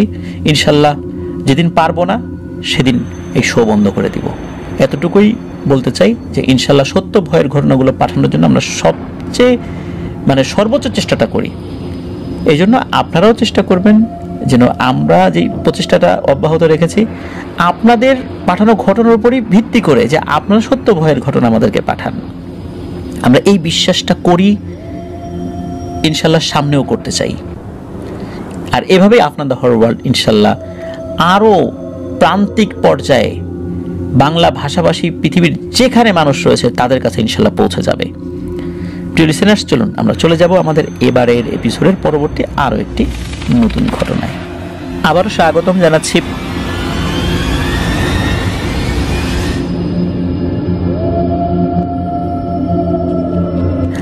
স্বাগতম জানাচ্ছি প্রিয় লিসেনার্স আমাদের 99 নম্বর এপিসোডের তৃতীয় ঘটনায়। এখন যার ঘটনাটি আপনাদের সাথে শেয়ার করব ওনার নাম পাপেল শিকদার। একটি মজার স্মৃতি রয়েছে ওনার সাথে। ভূত এফএমে যখন যেতাম তখন তো রাতের বেলা তাদের অফিসিয়াল গাড়িতে করে আমরা যেই জায়গাগুলোতে যাব, মূলত আমাদের বাসা যেখানে, সেখানে তার ড্রপ করে দিয়ে যেত। তো এক এপিসোডে এমন একটি ব্যাপার ঘটে, সেখানে একজন ব্যক্তি আসে, তার সাথে তার আর একজন বন্ধু আসে। তো ওই সময় আমার বাসা ছিল ঢাকার পুরান ঢাকার নবাবগঞ্জে। মজার বিষয় হচ্ছে এই যে পাপেল শিকদার, উনিও ওই এপিসোডে এসেছিলেন একটি ঘটনা শেয়ার করার জন্য। আর আমরা একই সাথে ভূত এফএমের গাড়ি, যেটা রেডিও ফুর্তি যে গাড়িটা, সেটাতে আসি এবং নবাবগঞ্জের সেকশন নামক যে জায়গাটা রয়েছে এখানে নেমে যাই। তো ওখানেই আমাদের সাথে বিদায় হয়। এরপরে ওনার সাথে আর দেখা হয়েছে কি না আমার মনে পড়ে না। মজার বিষয় এটাই যে উনি যে ঘটনাটি পাঠিয়েছেন সেই ঘটনার মধ্যে ওনার সাথে ওই যে আমার দেখা হয়েছিল সেই বিষয়টি উল্লেখ করেছেন। পরে ওনার সাথে আমি ফোনে কথা বললাম, খুব ভালো লাগলো। অনেকদিন পর ওনার একটি ঘটনা পেয়েছি। তো যেই ঘটনাটি পেয়েছি, ঘটনাটি খুব অদ্ভুত ঘটনা। আর এই ঘটনাটি আপনারা শোনার পর আপনারা আপনাদের আশেপাশে যদি এই ধরনের ঘটনা কখনো ঘটে বা আগে ঘটেছিল, এই বিষয়গুলো সম্পর্কে আপনারা অনেকটাই মনে করতে পারবেন বা বিশ্লেষণ করতে পারবেন। এই পাপেল শিকদার ভাই যে ঘটনাটি পাঠিয়েছেন, আর কি, চলুন মূল ঘটনাতে চলে যাই। তো ওনাদের স্থায়ী ঠিকানা বা এখনও ওনারা এই কামরাঙ্গীরচরেই থাকেন। তো ওনার মা বাবার বিয়ের পর পারিবারিক বিভিন্ন কারণে নিজস্ব বাড়ি ছেড়ে ওনার বাবা মা ঢাকার মুগদা এলাকায় একটি বাসা ভাড়া নিয়ে চলে যান। তো ওখানে যাওয়ার 2-1 বছর পর এই পাপেল ভাইয়ের জন্ম হয়। তো উনি মুগদা এলাকায় জন্মগ্রহণ করেন। সময়টা ছিল 1997 সাল। ওনার জন্ম তারিখ 7 জুলাই 1997, 7/7/1997। সংখ্যাটাও বেশ মজার আর কি। তো 1998 সালে কিন্তু সারা দেশব্যাপী মারাত্মক একটা বন্যা হয়েছিল। ঢাকা শহরের অধিকাংশ এলাকা কিন্তু পানিতে তলিয়ে গিয়েছিল। বেশ অনেকদিন এরকম পানির নিচে ছিল। তো যাই হোক, ওনার জন্মের বেশ কিছু মাস পর হঠাৎ এক রাতে ওনার বাবা বাজার থেকে বেশ বড় সাইজের একটি ইলিশ মাছ কিনে ঘরে ঢোকেন। মূলত এখান থেকেই ঘটনাটির সূত্রপাত হয়। ওনার বাবা ইলিশ মাছ নিয়ে যখন ঘরে প্রবেশ করেছেন, সাথে সাথে ওনাদের ঘরটা ভূমিকম্পের মতো একটা কাঁপুনি দিয়ে ওঠে। ওনাদের কাছে মনে হয় যে এই ঘরটি ভেঙে মনে হয় এখনই মাথার উপর পড়বে। তো ওনার মা, এই পাপেল শিকদার ভাইয়ের মা, উনি বুঝতে পারেন কোনো এক অদৃশ্য অপশক্তি এই ঘরে প্রবেশ করেছে, যার প্রভাবে এই ঘরের অবস্থা এরকম হয়েছে। যখনই নাকি এই ঘরটা এভাবে কেঁপে ওঠে, তখনই এই যে পাপেল শিকদার ভাই, উনি চিৎকার দিয়ে কান্নাকাটি শুরু করে দেন। ওই ঘটনা ওইখানে সমাপ্ত হলেও এর রেশ কিন্তু চলতে থাকে। একটা মারাত্মক সমস্যা দেখা দেয় এই পাপেল ভাইয়ের সাথে। সেটা হলো উনি কোনোভাবেই কান্না নাকি থামাচ্ছিলেন না। আরও একটি ব্যাপার হলো যে ওনাকে কোনোভাবেই ওনার মা তার বুকের দুধ খাওয়াতে পারছিলেন না। ওনার মা এই বিষয়গুলো মোটামুটি বুঝতে পারতেন, কারণ ছোটবেলায় ওনার সাথেও বেশ কিছু ঘটনা ঘটেছিল টুকটাক। কিন্তু এই যে বুকের দুধ খাওয়ানোর সময় ভয়ঙ্করভাবে এই পাপেল শিকদার ভাই উনি চোখ উল্টিয়ে ফেলতেন, একবার হাসতেন আর একবার কাঁদতেন। এই হাসি এবং কান্না দুটোই ভয়ঙ্কর ছিল। এখন হাসছেন তো কিছুক্ষণ পরে আবার কান্নাকাটি করছেন, আবার কান্নাকাটি করছেন তো আবার হাসছেন, যা কোনোভাবেই স্বাভাবিক ছিল না। এভাবে ওনাকে কোনোভাবেই একটা দুগ্ধ পোষ্য শিশুকে দুধ খাওয়ানো যাচ্ছে না, তো উনি খাবেনটা কি, কিভাবে বাঁচবেন? এই অবস্থা দেখে এই পাপেল ভাইয়ের মা বাবা তো খুব চিন্তিত হয়ে পড়েন, কি অবস্থা হবে এই ছেলেটার। ওনারা তো টেনশনে, ওনাদেরই খাওয়া দাওয়া বন্ধ হয়ে যায়। একবার কি হয় যে ওনার এই নানি কোনোভাবে এই খবরটা পেয়েছিলেন, খবর পাঠানো হয়েছিল যে ওনার নাতির সাথে এরকম একটা সমস্যা হয়েছে। উনি ওই কামরাঙ্গীর চর থেকে ওই মুগদার ওই বাসায় আসেন। তো ওই সময় পাপেল ভাইয়ের এই অবস্থা দেখে ওনার নানিও ভয় পেয়ে যান। তো ওনার নানির সাথে সাথে এই পাপেল ভাইয়ের মাকে বলেন যে দ্রুত এই পাপেলকে নিয়ে ল্যাংড়া হুজুরের কাছে যেতে হবে। ওই সময় কামরাঙ্গীর চরে নাকি খুব পরিচিত একজন হুজুর ছিলেন, সবাই ওনাকে ল্যাংড়া হুজুর নামে চিনতেন। উনি জিনে ধরা রোগীদের রুকিয়া করাতেন, বিভিন্ন বিভিন্ন সমস্যার কারণে তেল পড়া এগুলা দিতেন আর কি। অনেক সমস্যার সমাধানও আল্লাহর রহমতে হতো আর কি। তো নানির কথা শুনে তড়িঘড়ি করে সরাসরি ওনার মা বাবা কামরাঙ্গীর চরে চলে আসেন এবং ওই ল্যাংড়া হুজুরের সাথে দেখা করেন। ল্যাংড়া হুজুর এই পাপেল ভাইকে দেখার সাথে সাথে নাকি বলে দেন যে আমি এর চিকিৎসা করতে পারবো না, একে ধরেছে দুধ চোরা ডাইনিতে। আর এই দুধ চোরা ডাইনিটা তুমি যে ইলিশ মাছ কিনে আনছিলা ওইটার সাথে সাথে ওই ঘরে এসে ঢুকছে। আর দুধ চোরা ডাইনির চিকিৎসা আমি করতে পারবো না বাবা, তুমি অন্য কারো কাছে যাও, কারণ এইটার চিকিৎসা আমার জানা নাই। আর এইটার চিকিৎসার একটা বিশেষ পদ্ধতি রয়েছে, ওই পদ্ধতিটা আমি আমার ওস্তাদের কাছ থেকে শিখি নাই, যার কারণে আমি এটার সম্পর্কে কোনো সমাধান তোমাদেরকে দিতে পারবো না। যারা এই বিষয়ে অভিজ্ঞ তাদের কাছে যাও। ওই সময় নাকি এই দুগ্ধপোষ্য শিশুদেরকে এই দুধ চোরা ডাইনি ধরতো, আর যেই বাচ্চাকেই ধরতো অল্প কয়েকদিনের মধ্যেই একটা অদ্ভুত ঘটনা ঘটতো। হয় বাচ্চাটা মারা যেত, অথবা হঠাৎ করে ওই বাচ্চাটা গায়েব হয়ে যেত, কোথায় চলে যেত, কি হয়েছে না হয়েছে কেউ কিছু বলতে পারতো না। কিন্তু প্রত্যেকেরই এই ধরনের সমস্যা দেখা দিত, সেটা হলো হাসি কান্না, সারা রাত কান্নাকাটি করছে অথবা সারা রাত হাসছে কোনো কারণ ছাড়াই, আর কোনো কিছু খাওয়া দাওয়া করবে না তারা। তো ওনারা বেশ অনেক দূরে একটা মানুষের সন্ধান পেয়েছিলেন আর কি। তো এখন যে কামরাঙ্গীর চরের যে অবস্থা 1997-98 সালে কিন্তু এরকমটা ছিল না। তখন ওই জায়গাটা অন্যরকম ছিল, একটা চর ছিল, নবাবগঞ্জ সেকশনের পরে বুড়িগঙ্গা নদী, এরপর কামরাঙ্গীর চর, আবার বুড়িগঙ্গা নদী, এরপর কেরানীগঞ্জের একটা জায়গা খোলামরা বলে। ওই খোলামরার ওই পারে একজন মহিলা ছিলেন, একজন হিন্দু ভদ্র মহিলা, সবাই তাকে বৈদ্যার মা নামে নাকি চিনতেন। উনি এই দুধ চোরা ডাইনির ট্রিটমেন্ট জানতেন। তো ওনার কাছে যখন নিয়ে যাওয়া হয় তখন উনি দেখেই নিশ্চিত হয়ে যান যে এই পাপেল ভাইকে দুধ চোরা ডাইনিতে ধরেছে, এবং উনি বলে দেন যে এই পাপেলকে সার্বক্ষণিক কেউ না কেউ পাহারা দিয়েছে বলে ওই দুধ চোরা ডাইনিটা তাকে বিশেষভাবে এক ধরনের ভয়ানক আক্রমণ যেটা সেটা কখনো করতে পারেনি। শুধু 1 সেকেন্ডের জন্য যদি সুযোগ পেত তাহলেই সে এই পাপেল ভাইকে নিয়ে খেয়ে ফেলতো, মানে মারতো না, খেয়েই ফেলতো। খেয়ে ফেলা মানে তো মানে মেরেই ফেলা, কিন্তু মেরে ফেলার উদ্দেশ্যে নিয়ে যাওয়ার, খেয়ে ফেলার উদ্দেশ্যে নিয়ে যাওয়ার মধ্যে পার্থক্য রয়েছে। তো যাই হোক, ওই ভদ্র মহিলা উনি এই পাপেল ভাইয়ের বাবাকে একদমে একটা কাচের শিশি কিনে আনতে বলেন এবং কিছু সরিষার তেল কিনে আনতে বলেন। তো সব কিছু এনে দেওয়া হয় এবং তার কাছে দিয়ে দেওয়া হয়, এবং উনি বলে দেন যে এই যে তেল পরে দিয়ে দিলাম এইটা ওর নাকে মুখে দিবা, শরীরে মাখাবা। যদি তোমার ছেলে কান্নাকাটি করে ওঠে তাহলে ওই ছেলেকে আমার কাছে নিয়ে এসো, আর যদি কান্নাকাটি না করে ওঠে তাহলে ওই ছেলেকে তুমি আমার কাছে আর কখনোই আনতেও পারবা না, ওই ছেলেটাকে তুমি আর কখনো পাবাও না, ওটা ওখানেই শেষ, ওখানেই হারিয়ে যাবে। তো ওখান থেকে তাকে নিয়ে আসা হয়।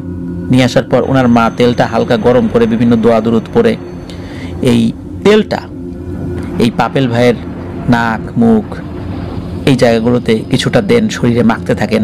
অনেকক্ষণ এভাবে মালিশ করার পর একটা সময় উনি কান্নাকাটি করে ওঠেন। কান্না করার সাথে সাথে ওনার মা বাবা এই পাপেল ভাইকে নিয়ে তার বাড়ির উদ্দেশ্যে রওনা দেন।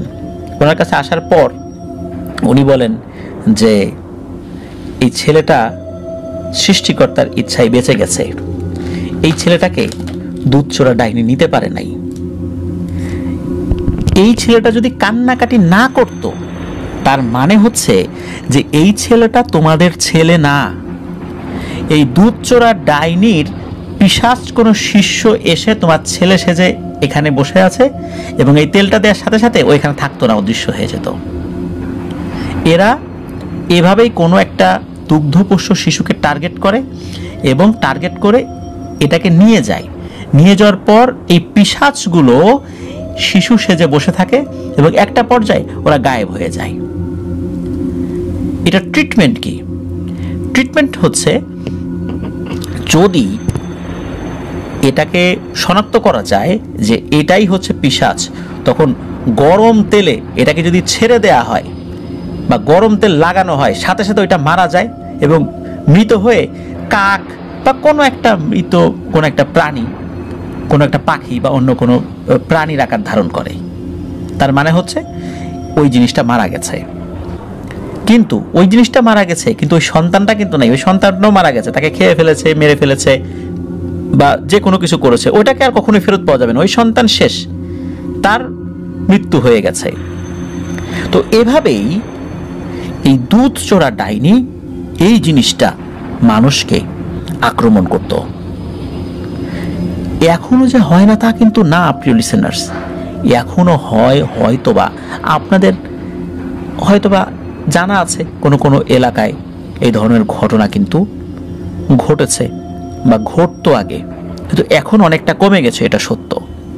কিন্তু একটা ব্যাপার কিন্তু আমাদের সকলকে মাথায় রাখতে হবে, সেটা হচ্ছে আমরা রাতের বেলা অনেক সময় বাচ্চাকে ঘুম পাড়িয়ে বিছানায় একা একা শুইয়ে দিয়ে আমরা এদিক ওদিক কাজে চলে যাই। বাড়ির অন্য কোনো কাজ করছি, মা একটা কাজ করছে, বাবা একটা কাজ করছে, বাড়ির জানালা খোলা বা জানালা বন্ধও থাকতে পারে, বিছানায় বাচ্চা একা একা শুয়ে আছে। প্রিয় লিসেনার্স, খুব সাবধান, সাবধান, এই কাজটা করা যাবে না। বাচ্চাকে কখনোই রাতের বেলা একা রাখবেন না, কখনোই না। হ্যাঁ, বিশেষ প্রয়োজনে একা আপনি রাখতে পারেন। ধরেন যে বাচ্চার পাশে শুয়ে থাকার মতো কেউ নাই, বাচ্চাকে ওই অবস্থায় পাহারা দেওয়ার মতো কেউ নাই, কিন্তু আপনার পাশে তো মোবাইল ফোনটা আছে। মোবাইল ফোনে অবশ্যই সূরা বাকারা ডাউনলোড করে রাখবেন। নেট নাও থাকতে পারে, মানে ইন্টারনেট নাও থাকতে পারে, তখন চালাতে অসুবিধা হবে ইউটিউব থেকে। সূরা বাকারাটা চালিয়ে দিয়ে যদি আপনারা অন্য কোনো কাজ করেন, আশেপাশে চলে যান, তাহলে ইনশাল্লাহ সমস্যা নাই, আল্লাহ হেফাজত করবেন। কিন্তু সাবধান, কোনো অবস্থাতেই বাচ্চাকে রাতের বেলা একা একা রাখবেন না, অবশ্যই না। তাহলে ভয়ানক বিপদ কিন্তু ওই বাচ্চার উপর নেমে আসতে পারে। দুধচোরা ডাইনি আক্রমণ যদি নাও করে, অনেক বদ জিন কিন্তু ওই বাচ্চার উপর আক্রমণ করতে পারে, বদ নজর দিতে পারে, যার প্রভাবে ওই বাচ্চা মারাত্মকভাবে অসুস্থ হয়ে যেতে পারে। এমনও হতে পারে কোনো দুষ্টু জিন স্থায়ীভাবে ওই বাচ্চাকে প্রভাবিত করতে পারে, কোনোভাবেই তাকে ছোটানো যাচ্ছে না, এমন অবস্থাও হতে পারে। এই জন্য প্রিয় লিসেনার্স, আশা করব আমার এই পরামর্শটি আপনারা বিবেচনা করে দেখবেন। প্রয়োজনে এই বিষয়ে কোনো ভালো আলেমের সাথে কথা বলতে পারেন যে এই বিষয়টি করা যাবে কিনা। সকলের কাছে যেহেতু স্মার্টফোন আছে, অবশ্যই এই কাজটি করবেন। নিশ্চয়ই আমরা শহর এলাকায় আছি বলে কখনোই বলতে পারবো না যে আশেপাশে বদ জিনের কোনো আনাগোনা নেই। পাপেল শিকদার ভাইকে অসংখ্য ধন্যবাদ জানাচ্ছি। চমৎকার একটি ঘটনা, যেটা ওনার নিজের সাথে ঘটেছিল, এই ঘটনাটি আপনি শেয়ার করেছেন। উনি একটা উদাহরণও দিয়েছিলেন, সেটা হচ্ছে যে একজন কবিরাজ, যেহেতু উনি ওনার সাথে ঘটনাটা ঘটেছিল, সেই প্রসঙ্গে ঘটনাটি শুনেছিলেন যে একজন কবিরাজের কাছে একটা বাচ্চাকে নিয়ে যাওয়া হয়েছিল।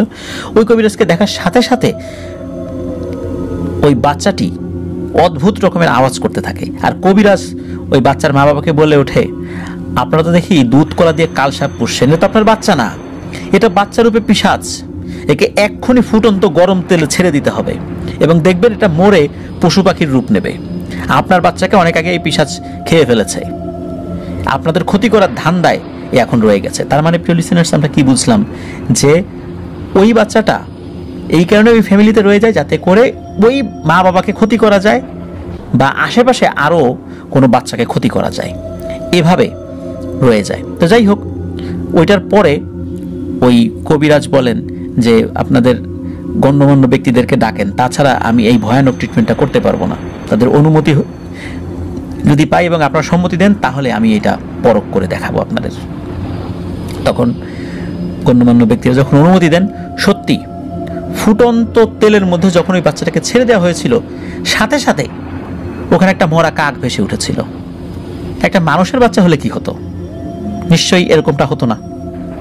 আর ওই কবিরাজ বলে দিয়েছিলেন মানুষের বাচ্চা হলে ওই বাচ্চার কিছুই হবে না, এই গরম তেলে যে তার ক্ষতি হবে, শরীর পুড়ে যাবে, না, কিচ্ছু হবে না, সে দিব্যি স্বাভাবিক থাকবে।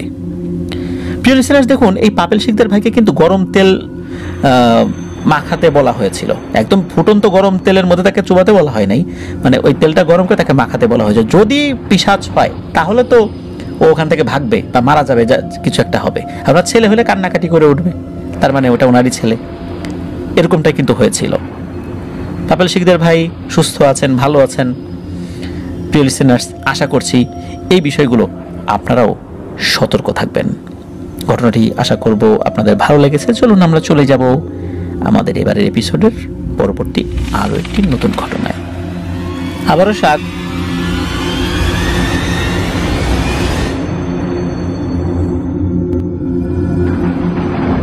আবারও স্বাগতম জানাচ্ছি প্রিয় লিসেনার্স আমাদের ৯৯ নম্বর এপিসোডের চতুর্থ ঘটনায়।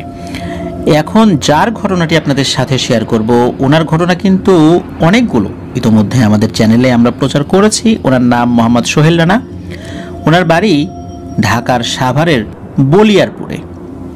তো উনি যে ঘটনাটি আমাদেরকে পাঠিয়েছেন, এই ঘটনাটি উনি ওনার আম্মুর মুখ থেকে শুনেছিলেন। ওনার আম্মুর এক বান্ধবীর সাথে ঘটে যাওয়া একটি ঘটনা। ওই বান্ধবীর নাম হচ্ছে রাহেলা, মানে রাহেলা আন্টির সাথে ঘটে যাওয়া ঘটনা। তো ঘটনাটির সময়কাল ১৯৯০ কি ৯১ সালের দিকে, রমজান মাসে ঘটনাটির সূত্রপাত হয়। ১৯৮৯ বা ৯০ সালের দিকে এই রাহেলা আন্টির বিয়ে হয়েছিল মানিকগঞ্জ জেলার কোন একটা এলাকায়। এলাকাটার নামটা নিশ্চিত করে বলতে পারেন নাই সোহেল রানা ভাই। তো এই রাহেলা আন্টির বাবার বন্ধুর ছেলের সাথে বিয়ে হয়েছিল। রাহেলা আন্টি থাকতেন ঢাকাতে। এখন ঢাকাতে থেকে অভ্যস্ত একটা মেয়ে গ্রামে গিয়ে সংসার করাটা তার জন্য একটু মানিয়ে নেওয়াটা টাফ। তো যেহেতু তার বাবার বন্ধুর ছেলে, উনি আসলে বিয়েতে খুব একটা রাজি না থাকলেও ফাইনালি আর অমত করেন নাই, বিয়ে হয়ে যায়। বিয়ের পর উনি ওনার স্বামীর চলে যান। তো স্বামীর বাড়িতে যাওয়ার 15 দিন পর উনি আবার নিজের বাবার বাড়িতে আসেন। এখন আসার পর উনি বলে যে আমি আর ওই বাড়িতে যাব না, আমার ভালো লাগে না। এখন কেন ভালো লাগে না, এর পেছনে কারণটা হলো ওই যে বাড়িটা, ওই বাড়ির 3 পাশে হলো বাঁশঝাড়, বেশ বড় বড় বাঁশ সেখানে আছে। আর উঠোনের একটা পাশে হচ্ছে রান্নাঘর। তো একটা বাড়ির 3 পাশে বাঁশঝাড়, এমনকি ওই বাড়ির পেছন সাইড যেটা, ওই পেছন সাইডেও বড় বড় বাঁশ রয়েছে এবং বাঁশ হেলে ওই টিনের চালের উপর চলে আসে।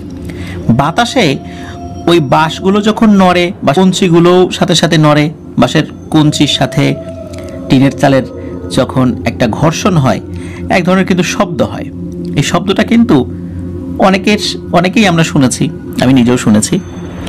তো রাহেলা আন্টি তো ঢাকায় থেকে অভ্যস্ত, উনি এই জায়গাতে আসলে ওইভাবে নিজেকে মানিয়ে নিতে পারছিলেন না।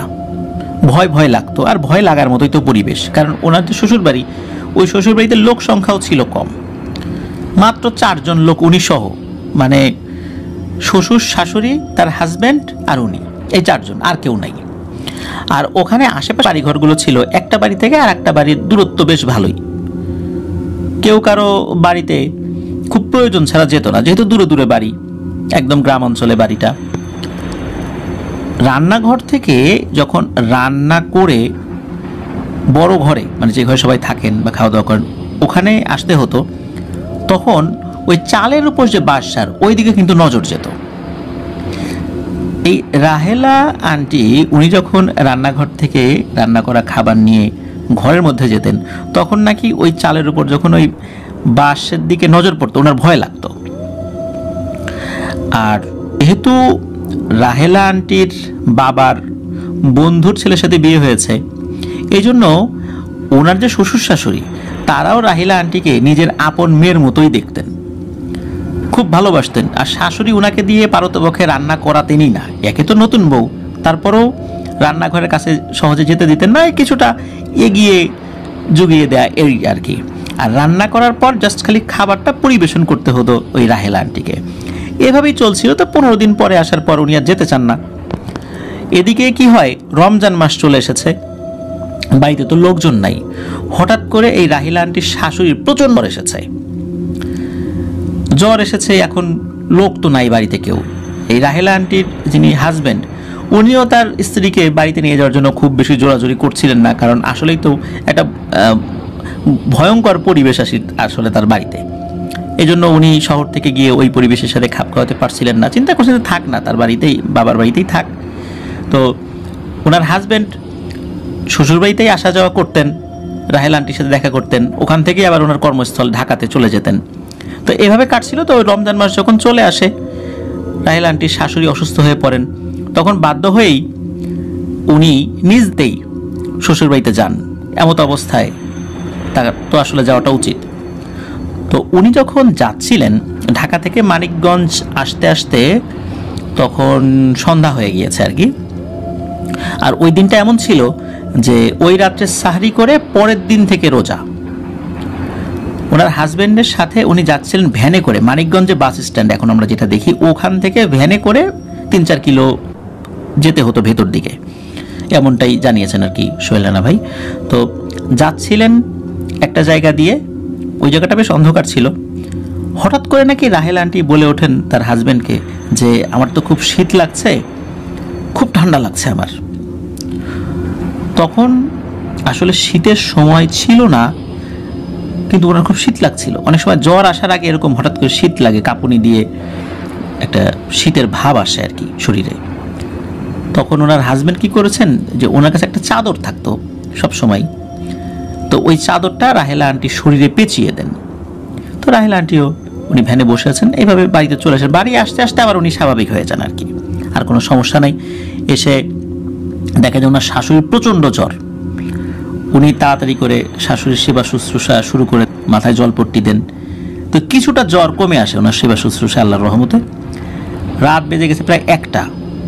এদিকে সাহারি করতে হবে, রান্না বাড়া করতে হবে। উনি আবার রান্নাঘরে চলে গিয়েছেন রান্না করার জন্য। এখন বাড়ির সদস্যরা তো আসলে মাত্র 4 জন। এখন ওনার শ্বশুরও তো বৃদ্ধ হয়ে গেছেন। এখন ওনার শ্বশুর ওনার শাশুড়ির পাশে বসে আছেন। রাহেলা আন্টি তার স্বামীকে বলেন যে আমার সাথে একটু এগিয়ে জুগিয়ে দাও, এত রাতের বেলা আমার তো ভয় লাগছে। এদিকে ওনার হাজব্যান্ড এতটাই ক্লান্ত ছিলেন যে উনি যে বলছেন, ডাকছেন বারবার, যতবার ততবার হু হু এরকম করে উত্তর নেন, কিন্তু এটা টোটালটাই ঘুমের ঘরে, মানে উনি কোনোভাবেই শুনছেন না রাহেলা আন্টি কি বলছেন। এতটা ক্লান্ত, গভীর ঘুমে চলেছেন, গভীর ঘুমের মধ্যে উনি উত্তর দিচ্ছেন। তো রাহেলা আন্টি বুঝতে পারেন যে ডাকাডাকি করে রেখে লাভ নাই, এ খুব ক্লান্ত, কোনোভাবেই উঠবে না, যাই আমি একাই রান্নাঘরে চলে যাই। তো উনি রান্নাঘরে গিয়ে রান্না বাড়া সেরেছেন। তো রান্না করার পর উনি ভাতটা যখন হয়েছে আর কি, ভাতটা হাতে নিয়ে ঘরে আসবেন। তো ওই যে ঘরের উপর যেই বাঁশগুলো আছে হেলে পড়া, হঠাৎ করে ওনার নজর যায় একটা বাঁশের দিকে, যে বাঁশটা বেশ বড় সড়ো ছিল কিন্তু হেলে পড়া ছিল চালের উপরে। দেখেন যে হেলে পড়া, যে বাঁকা হয়ে গেছে যে অংশটা আর কি ধনুকের মতো, ওই অংশে একদম রাহেলা আন্টির চেহারার একটা মহিলা বসে আছে, একটা মেয়ে বসে আছে। কিন্তু এই মেয়ের মুখের একটা পাশ বাঁকা, তার হাত বাঁকা, প্যারালাইজড রোগীর মতো, তার পায়ের নিচের অংশ বাঁকা। অনেক সময় বিশেষ চাহিদা সম্পন্ন যে মানুষগুলো বা প্রতিবন্ধী মানুষগুলোকে যখন দেখি এই ধরনের অবস্থা ঠিক তেমন। আর এই ধরনের বাঁকা মুখওয়ালা মানুষরা যেভাবে কথা বলে, অস্পষ্টভাবে কথা বলে, গোঙায় গোঙায় কথা বলে। ঠিক ওই বাঁশের উপর বসে ওই মেয়েটা ওইভাবে গুঙিয়ে গুঙিয়ে ডাকছিল, রাহেলা এদিকে আয়, এদিকে আয়, এইভাবে ডাকছিল। এই দৃশ্য দেখার সাথে সাথে এই রাহেলা আন্টি তো প্রচন্ড জোরে দেন এক চিৎকার দিয়ে ওখানেই সেন্সলেস হয়ে পড়ে যান। আর ভাতের পাতিল উঠোনে পড়ে সমস্ত ভাত চারদিকে ছড়িয়ে যায়। ওনার প্রচন্ড জোরে এই চিৎকার শুনে ওনার শ্বশুর ছুটে আসেন। এই চিৎকারে ওনার হাজব্যান্ডেরও ঘুম ভেঙে যায়। ওনার শাশুড়ি অসুস্থ শরীর নিয়ে বাইরে আসেন, এসে দেখেন যে উনি এরকম ফেইন্ট হয়ে পড়ে আছেন। তাড়াতাড়ি ধরাধরি করে ঘরে নিয়ে যাওয়া হয়। ওনার ওই রাত্রে আর জ্ঞান ফেরে নাই। পরের দিন সকালবেলা ওনার জ্ঞান ফেরে।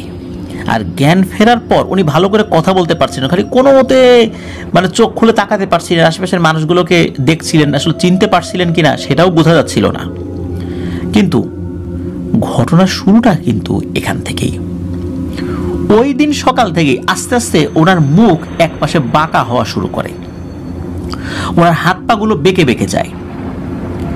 উনি আর কথা বলতে পারছিলেন না, খাওয়া দাওয়া করতে পারেন না। এমনকি উনি যখন বিছানায় শুয়ে ঘুমাতেন, ওনার হাত দুটো নাকি বুকের উপরে সোজা করে উনি রাখতেন। মানে হাত দুটো যে পাশে রাখবেন বা পেটের উপরে বা বুকের উপরে শুয়ে রাখবেন, বিষয়টা এরকম না। তো ওনাকে যখন মানুষ এই অবস্থায় দেখলেন, ওনার শ্বশুরবাড়ির লোকজন দ্রুত মানিকগঞ্জ হসপিটালে তাকে ভর্তি করা হলো। সেখান থেকে ঢাকাতে তার পরিবারের সদস্যদেরকে খবর দেওয়া হলো। এখন কি হয়েছে এটা তো রাহেলা আন্টি বুঝতে পারছেন, মানে বলতে পারছেন না। ওই অবস্থাতে উনি তো কথা বলতে পারছিলেন না ভালো করে, মানুষজন তো কিছুই বুঝতে পারছে না। মানুষ মনে করে যে হয়তো বা কোনো কারণে প্যারালাইজড হয়ে গেছে, ট্রিটমেন্ট করাতে হবে। এইভাবে দিনের পর দিন ধরে ওনার ট্রিটমেন্ট চলছে। প্রায় 17 দিন উনি হসপিটালে ভর্তি ছিলেন, কিন্তু কোনো উন্নতি হচ্ছিল না। ডাক্তাররা তাদের সর্বোচ্চ চেষ্টা দিয়ে তাদের ট্রিটমেন্ট চালিয়ে নিয়েছিলেন, কিন্তু যখন কোনো উন্নতি হচ্ছিল না তাকে রিলিজ দিয়ে বাসায় পাঠিয়ে দেওয়া হয়, কিছু কিছু ওষুধ দিয়ে দেওয়া হয়, কিন্তু ওনার কোনো উন্নতি হয় না। এদিকে হসপিটাল থেকে আসার পর মাঝরাতে উনি কেমন যেন চিৎকার করে উঠতেন। ওনার চোখের দিকে তাকালে মনে হতো ভয়ঙ্কর কোনো কিছু দেখছেন উনি, যেটা বাসার মানুষ দেখতে পাচ্ছেন না। তার চোখগুলো এত বড় বড় হয়ে যেত, মনে হচ্ছে দুটো চোখ এখনই ফেটে বের হয়ে আসবে। এদিকে সময়টা কিন্তু রমজান মাস, প্রথম রমজানে মানে শুরু হয় নাই, সাহরির আগেই এই ঘটনা ঘটেছে। এভাবে দিন যাচ্ছে, প্রথম রমজান থেকে 20 রমজান চলে এসেছে। এদিকে এই যে রাহেল আন্টির যিনি বাবা, উনি একজন কবিরাজের সন্ধান পান। তো ওনার পরিচিত কবিরাজি ছিল, ওখানে উনি গিয়েছেন কবিরাজের কাছে। তো কবিরাজের কাছে যাওয়ার পর কবিরাজ সবকিছু শোনার পর বলছেন যে তোর মেয়েকে তো মেরেই ফেলেছিস, তা আমার কাছে এখন কেন আসছিস? যা, আমি মরার পর মাটি দিয়ে দিস, আমি আর কি করব, এত পরে আসলে হবে? তখন এই রাহেলা আন্টির বাবা যিনি, ওই কবিরাজের কাছে খুব কান্নাকাটি করেন যে কি করব, আমরা তো আসলে বুঝতে পারতেছি না ঘটনাটা কি ঘটছে। বলে যে যা বোঝার আমি বুঝে গেছি, মেয়েকে তোর বাড়িতে নিয়ে আয়, আর আজকে রাত্রে আমি তোদের বাড়িতে যাব, আমার সাথে আরো 2 জন কবিরাজ থাকবেন। বাড়ির দরজা খুলে রাখবি, তোর বাড়ি আমি চিনি, আমার জন্য দরজায় টোকা দিতে না হয়। দরজা খোলা রাখবি, রাহেলার ঘর খোলা রাখবি, তোরাও জেগে থাকবি, সবাই থাকবি আমার পাশে, কিন্তু আমি যেন তোদেরকে গিয়ে ডাক না দেই, মানে ডাক দেওয়ার মতো যেন পরিবেশ না হয়। বলে আচ্ছা ঠিক আছে, তাই হবে। তো ওই দিন ওই কবিরাজ রাত 12টার দিকে, এটা কিন্তু ঢাকাতেই হয়েছে, রাত 12টার দিকে এই রাহেলা আন্টির বাসায় যান। ওনার মা বাবা ছিল, ওনারা দরজা খুলে রেখেছিলেন। কবিরাজ আসেন, আসার পরে কবিরাজ রাহেলা আন্টির ঘরে যান। যাওয়ার পরে উনি রুকিয়া শুরু করে দেন রাহেলা আন্টির উপরে। রুকিয়া শুরু করার সাথে সাথে দেখা যেত রাহেলা আন্টির শরীর প্রথমে পুরো নীল বর্ণ হয়ে যেত, মনে হচ্ছে ওনার শরীরের সমস্ত রক্ত নীল হয়ে গেছে। যেটা, উনি তো ফর্সা মানুষ ছিলেন, রক্ত নীল হয়ে গেলে শরীরটাও তো নীল হয়ে যাবে, ওরকমই দেখাবে। আবার আস্তে আস্তে স্বাভাবিক হয়ে ওনার চেহারা আগের মতো ফর্সা হয়ে যেত, উনি ফর্সা মানুষ ছিলেন। আবার তার শরীর পুরো কালো মিচমিচে হয়ে যেত, একদম মনে হতো যে উনি একদম কালো একজন মানুষ, কিন্তু আসলে ওইটা ওনার গায়ের রং ছিল না, এইভাবে চলতে লাগলো। এর মধ্যে মাঝে মাঝে তার শরীরে হঠাৎ করে এমন শক্তি এসে যেত যে 5-6 জন মিলেও তাকে ধরে রাখা যাবে না, এমন একটা অবস্থা হতো। তো এভাবে প্রতিদিন ওই কবিরাজ আসতেন এবং রুকিয়া করতেন। তো করছেন এই যে কোন দিক দিয়ে রমজান মাস শেষ হলো, ঈদ চলে গেল, এই ঈদ রমজান এই জিনিসটা ওনারা আসলে ওইবারের মতো বুঝতেই পারেন নাই। তো আস্তে আস্তে রাহেল আন্টির মধ্যে কিছু পরিবর্তন আসতে থাকে। পরিবর্তনটা ইতিবাচক পরিবর্তন, মানে আস্তে আস্তে ভালো হয়ে যাওয়া শুরু করে। 7 দিন রুকিয়া করার পর ওনার শরীরের পরিবর্তন আসতে শুরু করে। হাত পাগুলো আবার আগের মতো আস্তে আস্তে আস্তে আস্তে স্বাভাবিক হতে থাকে। তেল পরা দেওয়া হয়, সেগুলো মালিশ করতে বলা হয়। যে তেলগুলো দেওয়া হয়েছিল এই তেলগুলোর নাকি এমন বিশ্রী গন্ধ ছিল, সেটি শরীরে মাখলে ভয়ানক দুর্গন্ধ চারদিকে ছড়িয়ে পড়ত। তো পহেলা রমজান, যেটা তার আগের রাত বা পহেলা রমজান থেকে শুরু করে 1 মাস 23 দিন লেগেছিল রাহেলা আন্টির পুরোপুরি স্বাভাবিক হতে। উনি যখন স্বাভাবিক হন তখন মূলত উনি কি দেখেছিলেন সেটা সকলকে বলেন। আর তখন মানুষজন বুঝেছিল আসলে কেন রাহেল আন্টির মুখ একদিকে বাঁকা হয়ে গেল, হাত পা কেন বাঁকা হয়ে গেল, কেন উনি যে জিনিসটা দেখেছিলেন ঠিক সেইটার মতো অবস্থাই ওনার হয়েছিল। টিনের চালে ওই বাঁশের উপর যে বসেছিল তার চেহারার মতো হয়ে গেছিল। তো ওই কবিরাজ বলেন যে রাহেলা, তুমি তো স্বাভাবিক হয়েছ, কিন্তু তোমার উপর আসর কিন্তু এখনো কাটেনি, এখনো কিন্তু সমস্যা আছে। তুমি খুব দরকার ছাড়া এই রুমের বাইরে যাবা না, এখানেই থাকবা। আমার আরও কাজ আছে, এই কাজগুলো আমি করব। 10 দিন পরে আমি আসব, এর মাঝে খারাপ কিছু হলে অবশ্যই জানাবা, কিন্তু খুব দরকার ছাড়া তুমি এই রুম থেকে বাইরে বের হবে না, এখানেই থাকবা। এখন সমস্যা হলো কি, যে ওই কবিরাজ চলে যাওয়ার পর 2-3 দিন পর্যন্ত সবকিছু স্বাভাবিক ছিল। এরপরে এই রাহেলা আন্টির বাসার লোকজন এক ভয়ানক বিপদের মুখে পড়ল। সেটা হলো, ওনারা এই রাহেলা আন্টির যে রুমটা, এই রুমের থেকে বাইরে গেলে দেখতো যে উঠোনে রাহেলা আন্টি হাঁটাহাঁটি করছে। আরে রাহেলা এখানে আসলো কিভাবে, ও তো রুমে ছিল। আবার দেখে এই রাহেলা আন্টি গাছের মাথায় বসে আছে, কিন্তু রাহেলা আন্টি কিন্তু রুমে। কখনো দেখা যায় রাহেল আন্টি ওয়াশরুমে গেছে, কিন্তু উনি আসলে ওয়াশরুমে না। ভেতর থেকে যখন আওয়াজ আসতো, এই ভেতরে কে, আমি রাহেলা, কিন্তু রাহেলা আন্টি কিন্তু তার রুমে। ওনারা আবার দেখছেন যে রাহেলা আন্টি তো রুমে বসে আছে। এই যে সমস্যাগুলো শুরু হলো তাদের বাসায়, একবার গাছের উপর, একবার ওয়াশরুমে, একবার উঠোনে, মানে দিনের বেলাতেও এই ধরনের সমস্যা দেখা দিত। আর ওই জিনিসটা যখন উঠোনে বা গাছের উপরে দেখা দিত, তখন বাড়ির সদস্যদেরকে উদ্দেশ্য করে হাসতে থাকতো, বিশ্রী সে হাসি। এই হাসি দেখলে যে কারো পিলে চমকে যাবে এবং অজ্ঞান হয়ে যাবে। বাড়ির লোকজন তো প্রচণ্ড ভয়, এই ভয় নিয়ে তারা দিন পার করতে লাগলো। এদিকে উনি তো রুম থেকে বের হন না। ওই কবিরাজ কিছু আমল শিখিয়ে দিয়ে গেছিলেন, উনি সেটা করছেন। উনি বুঝতে পেরেছেন যে কি সমস্যা হয়েছে। এর মধ্যে কি শুরু হয়ে গেল যে গভীর রাতের বেলা ওনাদের বাড়ির যে উঠোন, এই উঠোনে মনে হচ্ছে বেশ কিছু মানুষ ঝগড়াঝাটি করছে, লাঠি নিয়ে মারামারি করছে, ঢিল ছুটছে। কিন্তু সকালে উঠে দেখা যেত যে না, কোনো ঢিলের কোনো অস্তিত্ব নেই, সব কিছু ঠিকঠাক। তো 10 দিন পর কবিরাজ আসেন, কিছু জিনিস আনতে বলেন। আসার পরে যেমন 21টা গাছের পাতা, কিছু কাঁচা হলুদ, 4টা খাসি, একটা মোরগ, এবং এগুলো হতে হবে পুরোটাই সাদা, এবং এগুলো ম্যানেজ করাও কিন্তু খুব কষ্ট। তো যাই হোক, এগুলো ওনারা ম্যানেজ করেছিলেন, কিন্তু সময় লেগেছিল আসলে। এর ভিতরে কুরবানি ঈদও চলে আসে। কুরবানি ঈদের 5 দিন পর হুজুর ওই কবিরাজ বলেছিলেন যে উনি ফাইনাল রুকিয়াটা করবেন, এখন একটা পর্যায়ে এসেছে। তো 5 দিন পর উনি তুলা রাশির একজন মানুষকে নিয়ে আসেন ওই রাহেল আন্টির বাসায়। রাত 1টার দিকে শুরু হয় ওনার কিছু রিচুয়াল। অনেকগুলো কাজ উনি করেছিলেন, যেমন একটা সাদা মোরগের মাথা, মানে মোরগটার মাথা এই কবিরাজ তার দাঁত দিয়ে এক কামড় দিয়ে ছিঁড়ে ফেলেছিলেন, এবং সেই রক্তটা রাহেল আন্টির মাথা থেকে দেয়া শুরু করেছিলেন এবং সমস্ত শরীরে দিয়ে দিয়েছিলেন। তারপর তুলা রাশির যেই একজন, তার উপরে ওই রক্তটা দিয়ে দিয়েছিলেন, এবং তারপরে ওই তুলা রাশির ওই ব্যক্তির উপরে একটা জিন হাজির করা হয়েছিল। ওই জিন হাজির করার পর তাকে জিজ্ঞেস করা হয়েছিল যে রাহেলা আন্টির অবস্থা কেন এমন হয়েছে এবং কেন রাহেলা আন্টিকে সে এই অবস্থা করেছে। কবিরাজ জানতেন, কিন্তু কবিরাজ ওই জিনের দ্বারাই ওই তথ্যগুলো রাহেলা আন্টির পরিবারকে বলার চেষ্টা করেছিলেন। প্রিয় লিসেনার্স, প্রথম রমজান যেদিন হবে তার আগের দিন কিন্তু রাহেলা আন্টি তার স্বামীর সাথে মানিকগঞ্জ বাস স্ট্যান্ডে নামার পর যখন ভ্যানে করে আসছিলেন, একটা জায়গা আসার পর ওনার হঠাৎ করে শীত শীত লাগছিল। তখন কিন্তু শীতের সময় ছিল না, যেটা আমরা শুরুতে বলেছি। মূলত সমস্যাটা ওইখান থেকে শুরু হয়েছিল। ওই জায়গাটাতে নাকি খুব পুরনো একটা নিম গাছ আছে, অনেক পুরনো নিম গাছ, এবং ওই নিম গাছের ভিতর দিয়ে একটা বট গাছ উঠেছে। ওইখানে 7টা দুষ্টু জিন থাকতো।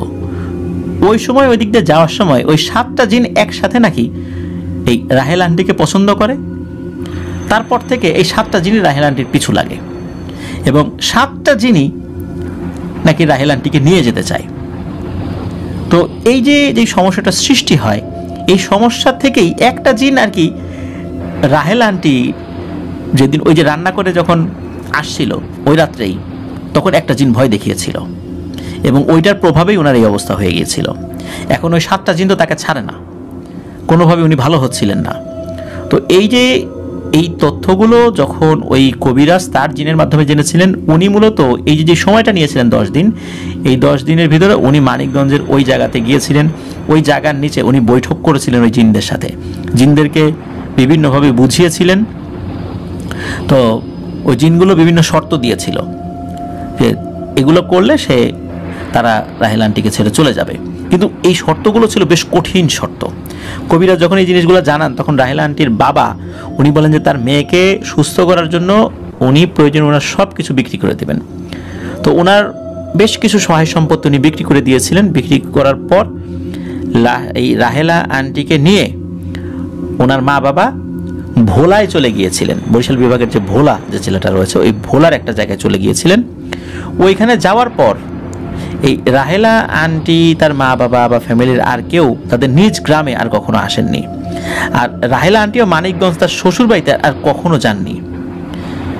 তার শ্বশুর শাশুড়ির সাথে বা তার ওই স্বামীর সাথে আর কোনো যোগাযোগ ছিল কিনা এটা আসলে ওইভাবে সোহেল রানা ভাই বলতে পারেননি বা তার আম্মা বলতে পারেননি। তবে রাহেলা আন্টির 2 ছেলে এবং 1 মেয়ে আছে। রাহেলা আন্টি ভালো আছেন, এই মুহূর্তে তারা ভালো আছেন। তবে তাদের ফোন নাম্বারটা সোহেল রানা ভাই সংগ্রহ করতে পারেনি বা এখন কি অবস্থায় আছেন সেই বিষয়ে কোনো যোগাযোগ করতে পারেনি। তবে তার আম্মা এই বিষয়টা জানতো।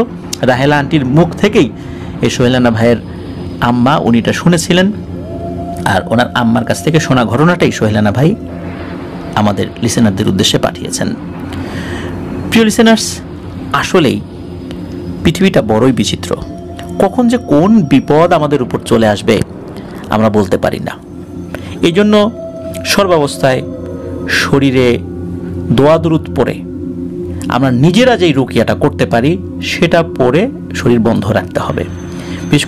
বিশেষ করে রাতের বেলা চলাচলের ক্ষেত্রে পুরুষ হোক মহিলা হোক খুব সতর্ক। আল্লাহ আমাদেরকে হেফাজত করুন। প্রিয় লিসেনার্স, আশা করছি ঘটনাটি আপনাদের ভালো লেগেছে। ধন্যবাদ জানাচ্ছি সোহেল রানা ভাইকেও, চমৎকার একটি ঘটনা আমাদের লিসেনারদের উদ্দেশ্যে পাঠিয়েছেন। এভাবেই আপনাদের হরর ওয়ার্ল্ড এগিয়ে যাক লিসেনারদের পাঠানো সত্য ভয়ের ঘটনাকে নির্ভর করে। ইনশাল্লাহ আমরা আরও অনেকটা পথ এগিয়ে যেতে চাই। প্রিয় লিসেনার্স, আপনারা আমাদের চ্যানেলে যারা সাবস্ক্রাইবার্স আছেন সকলের কাছে অনুরোধ করব যে আপনারা প্রত্যেকে 5 জন করে লিসেনার আপনারা তৈরি করবেন যারা ভয়ের ঘটনা শুনতে ভালোবাসেন। যারা শুনতে ভালোবাসেন না তাদেরকে বলার দরকার নাই, যারা শুনতে ভালোবাসেন তাদেরকে আমাদের চ্যানেলে সাবস্ক্রাইব করতে বলবেন, যেন তারা আমাদের এই চ্যানেল থেকে সত্য ভয়ের ঘটনাগুলো শুনতে পারেন।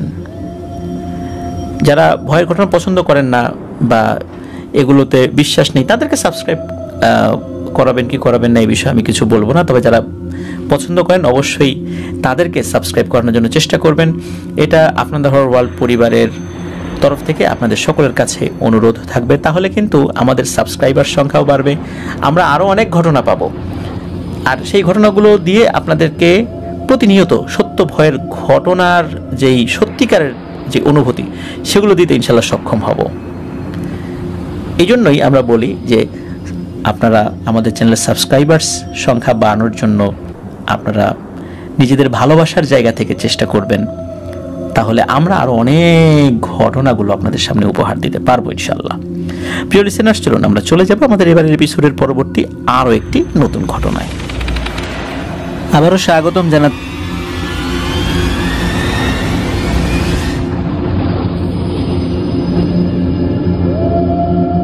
প্রিয় লিসেনার্স, এখন যে ঘটনাটি আপনাদের সাথে শেয়ার করতে যাচ্ছি, এই ঘটনাটি আমাদেরকে পাঠিয়েছেন টাঙ্গাইল জেলার সখীপুর উপজেলার বড় চাওনা গ্রাম থেকে মাহবুব হাসান সিয়াম ভাই। তো এই ঘটনাটি ওনার মামাতো ভাইয়ের সাথে ঘটেছিল এবং এই ঘটনাটির বেশ কিছু অংশের প্রত্যক্ষদর্শী উনি নিজেও বলে আমাদেরকে জানিয়েছেন, এবং উনিও জানিয়েছেন আমাদের এই চ্যানেলের প্রত্যেকটি ঘটনা উনি শুনেছেন এবং নতুন যখনই কোনো ভিডিও আমরা আপলোড করি সেটার জন্য উনি খুব অধীর আগ্রহে অপেক্ষা করেন। প্রিয় লিসেনার্স, আপনাদের এই ভালোবাসা পেয়েই সত্যি আফনান দ্য হরর ওয়ার্ল্ড সার্থক। এই ভালোবাসাটা যেন আমরা ধরে রাখতে পারি, এই দোয়া আপনাদের কাছে চাই এবং আমরা সর্বোচ্চ চেষ্টা করব সেই ভালোবাসা এবং বিশ্বাসটা ধরে রাখার জন্য। শুরু করছি ঘটনা। তো এই যে সিয়াম ভাই, ওনাদের গ্রাম যেটা, ওই গ্রামের যে বাজার রয়েছে, ওই বাজার থেকে ওনাদের বাড়িতে যেতে পায়ে হাঁটা পথ 7 থেকে 8 মিনিট। যাওয়ার পথে প্রথমে একটি কালী মন্দির এবং শ্মশানঘাট রয়েছে। তার 100 গজ দূরে ঘটনার স্থানে এলাকার দুই পাশের ধানি জমি সংযুক্ত করার জন্য রাস্তার মাঝখান দিয়ে বড় দুটি পুল রয়েছে। ওনাদের এলাকার সবাই ওই জায়গাটিতে সবসময় যান এবং ওই জায়গাটি কুলপাড় নামেই পরিচিত। ওনাদের বাসা আর ওনার নানার বাসা একসাথেই। তো বাসা থেকে কুলপাড়ের দূরত্ব 600 থেকে 700 গজ হবে বড়জোর। এই সিয়াম ভাইয়ের মামাতো ভাইয়ের নাম হচ্ছে সাজিদ। ঘটনার সময়কাল 2015 সালের বর্ষাকাল, আর ওই সময় সাজিদের বয়স কিন্তু 5, 6 বা সর্বোচ্চ 7 বছর এরকম আর কি। তো বর্ষাকাল হওয়ার কারণে ওই সময় কিন্তু পানিতে চারদিকে থই থই করছে, অনেক মাছও পাওয়া যাচ্ছিল তখন। সেই সময় ওনার মামা, মানে সিয়াম ভাইয়ের মামা, শখের বসে কারেন্ট জাল কেনেন। কারেন্ট জাল তো চেনেন, মাছ ধরার এক ধরনের জাল। আর এই কারেন্ট জাল কেনার পর কুলপাড়ের কাছাকাছি একটা জায়গাতে এই জাল বসিয়েছিলেন। তো এই সিয়াম ভাইয়ের মামা কিন্তু ব্যবসা করতেন, পাশাপাশি ওনার মুরগির ফার্মও ছিল, লোক দিয়ে সেখানে কাজ করাতেন। ওই সময় ফার্মের দেখাশোনা করার জন্য একটা ছেলে ছিল। তো সেই ছেলে আর এই যে সিয়াম ভাইয়ের মামাতো ভাই সাজিদ, এই দুইজন ওই কারেন্ট জাল থেকে মাছ তোলার জন্য ওই কারেন্ট জালের কাছে যান মাগরিবের আজানের একটু আগে। ওই সময়টাকে ওনাদের এলাকার ভাষায় কালী সন্ধ্যা বলেই সকলে চেনে। তো কোনো রকম সমস্যা ছাড়াই মাছ জাল থেকে তোলে এবং মাছগুলো নিয়ে বাড়িতেও চলে আসে। বেশ ভালোই মাছ পড়েছিল কারেন্ট জালে। প্রতি রাতের মতোই রাতের খাবার খেয়ে সবাই শুয়ে পড়ে। সাজিদও তখন তার বাবা মার সাথেই ঘুমাতো। তো শুরুটা ওখান থেকেই হয়, সবাই ঘুমিয়ে যাওয়ার পর। তো সবাই ঘুমিয়ে যাওয়ার পর মাঝরাতে সাজিদ প্রচণ্ড চিৎকার চেঁচামেচি করে ঘুম থেকে উঠে পড়ে। এটা দেখে তো তার মা বাবাও ওঠে। তো চিন্তা করে যে সাজিদ দুঃস্বপ্ন দেখে এমনটা করেছে, বাচ্চা কাচ্চারা এরকমটা হর হামেশাই করে। তো সাজিদের মা তাকে শক্ত করে জড়িয়ে ধরে আবার ঘুমিয়ে পড়ে। ঘন্টাখানেক পর আবার একই সমস্যা, চিৎকার দিয়ে ঘুম থেকে উঠে পড়েছে। আর ঘুম থেকে ওঠার পর সাজিদ বলছে, আমার কাছে আসছে, আমাকে নিয়ে যাবে, আমাকে মেরে ফেলবে, আমাকে খেয়ে ফেলবে। তো এই ধরনের কথা বলে চিৎকার চেঁচামেচি করছে আর কান্নাকাটি করছে। তো ছোট মানুষ ঘুমের মধ্যে তো ভুলভাল কত কিছুই দেখতে পারে। এই চিন্তা করে আবারও সবাই শুয়ে পড়ে। কিছুক্ষণ পর আবারও একই সমস্যা। তো এরকম বারবার এই সমস্যা হওয়ার কারণে পাশের ঘর থেকে সাজিদের দাদি এবং ফুপু গিয়ে সাজিদের বাবা মাকে ডাকাডাকি করে। তো তারা দরজা খুলে দেয়, ওনারা ভিতরে ঢোকেন। তখন দেখে যে সাজিদ ভয়ে ঠক ঠক করে কাঁপছে। তো সাজিদকে জিজ্ঞেস করা হয়েছে, কি ব্যাপার সাজিদ, তুমি এমন করছো কেন? তখন সাজিদ জানায় যে প্রথমে সে কুমির আকৃতির একটা অবয়ব দেখে, যার শরীর থেকে আগুনের মতো কিছু একটা বের হচ্ছিল, আর তার শরীরে অনেক বড় বড় কাঁটা ছিল। প্রথমে ঘুমের ঘোরে প্রচণ্ড দুর্গন্ধে নাকি তার ঘুম ভেঙে যায়। তারপর সে দেখে দরজার কাছে ওই জিনিসটি কুমিরের মতো করে তার দিকে এগিয়ে আসছে। পরের বার দেখতে পায় একটি ভয়ঙ্কর চেহারা, লম্বায় প্রায় ঘরের সিলিং ছুঁই ছুঁই করছে, এমন একটা লোক তার দিকে এগিয়ে আসছে। এজন্যই সে ভয় এমনটি করছে। তো এমন কথা শুনে বাড়ির লোকদের কিন্তু আর বুঝতে বাকি থাকে না যে এটি একটি ভৌতিক সমস্যা। নিছক ঘুমের ঘরে সে দুঃস্বপ্ন দেখে কাজটি করেনি।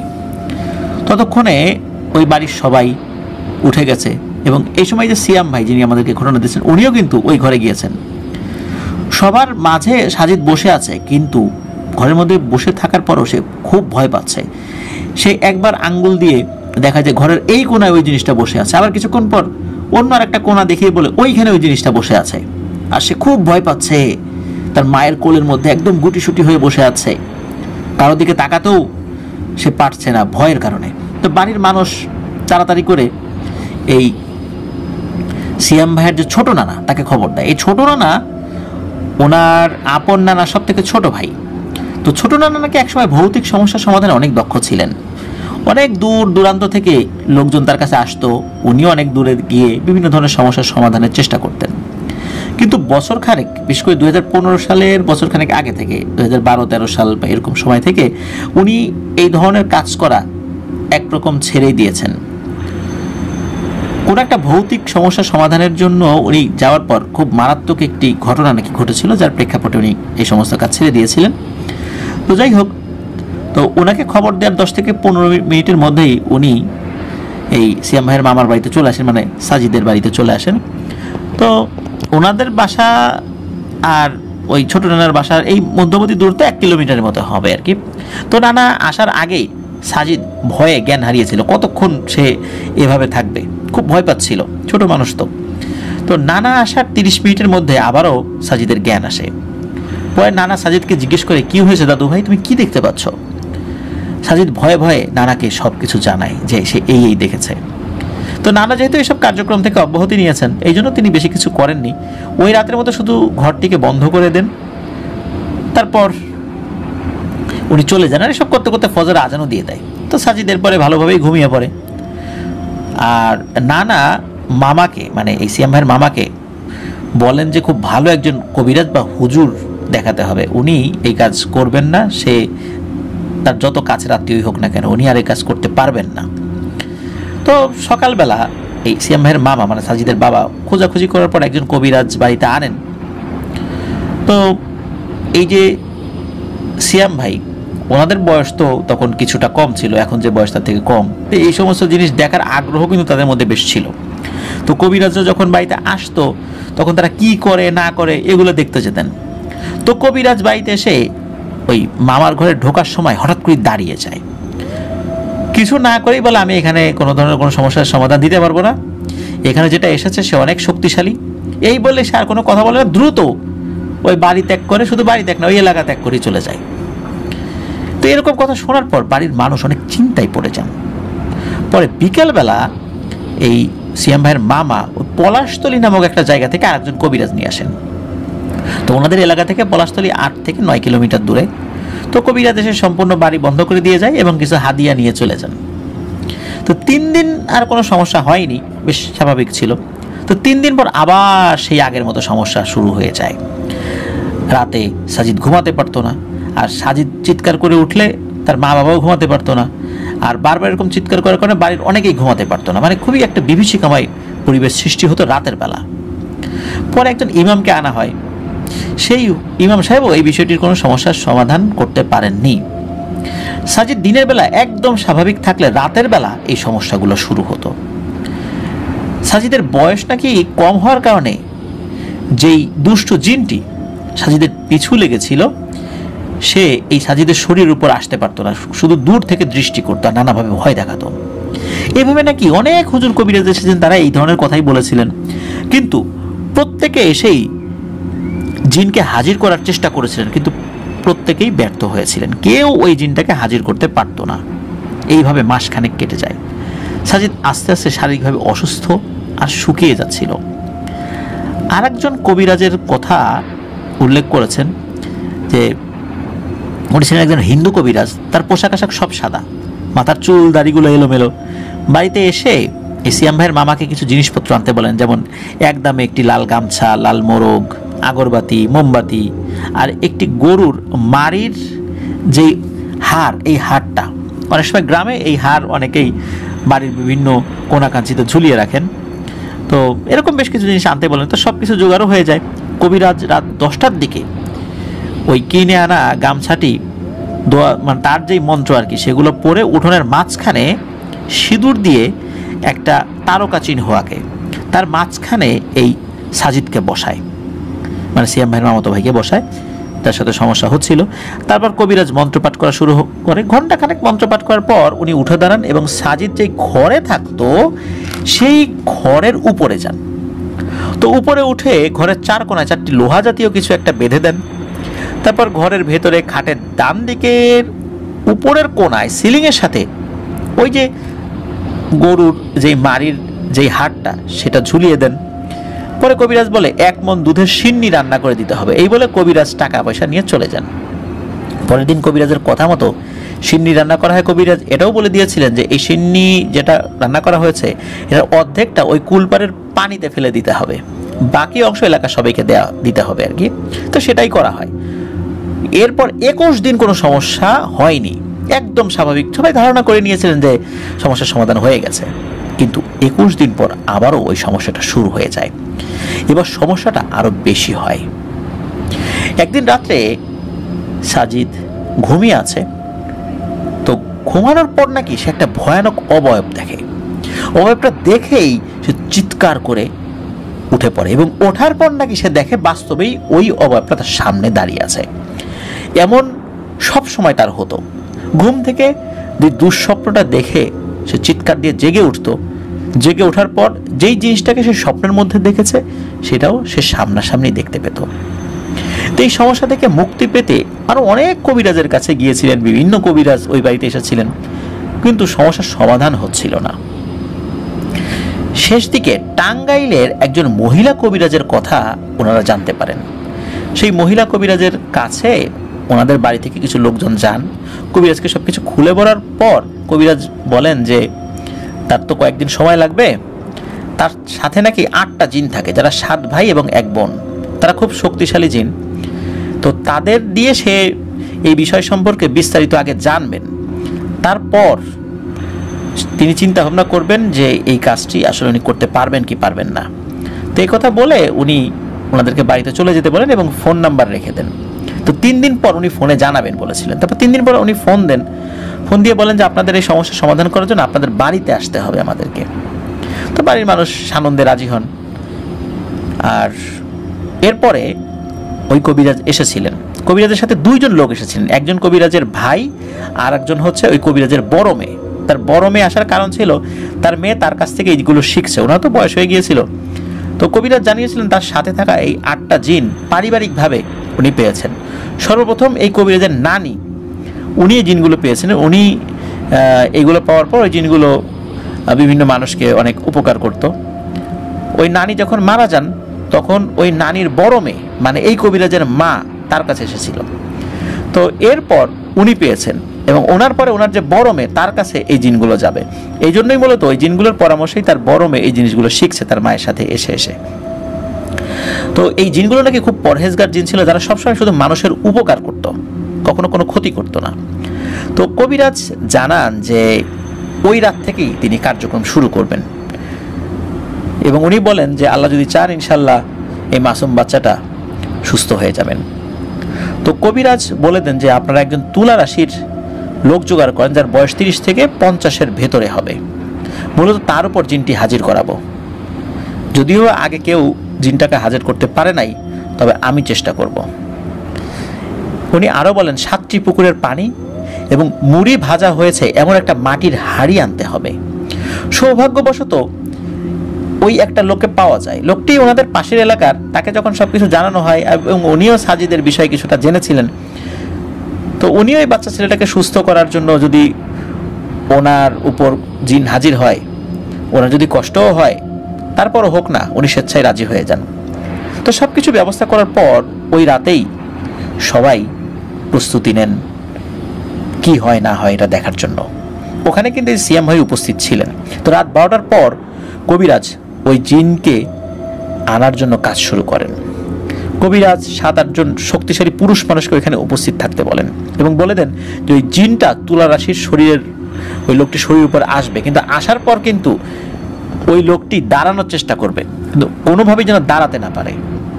আপনারা চেষ্টা করবেন, তারপরে যদি আপনারা ব্যর্থ হন তারপরে তো আমার মেয়ে আছেই।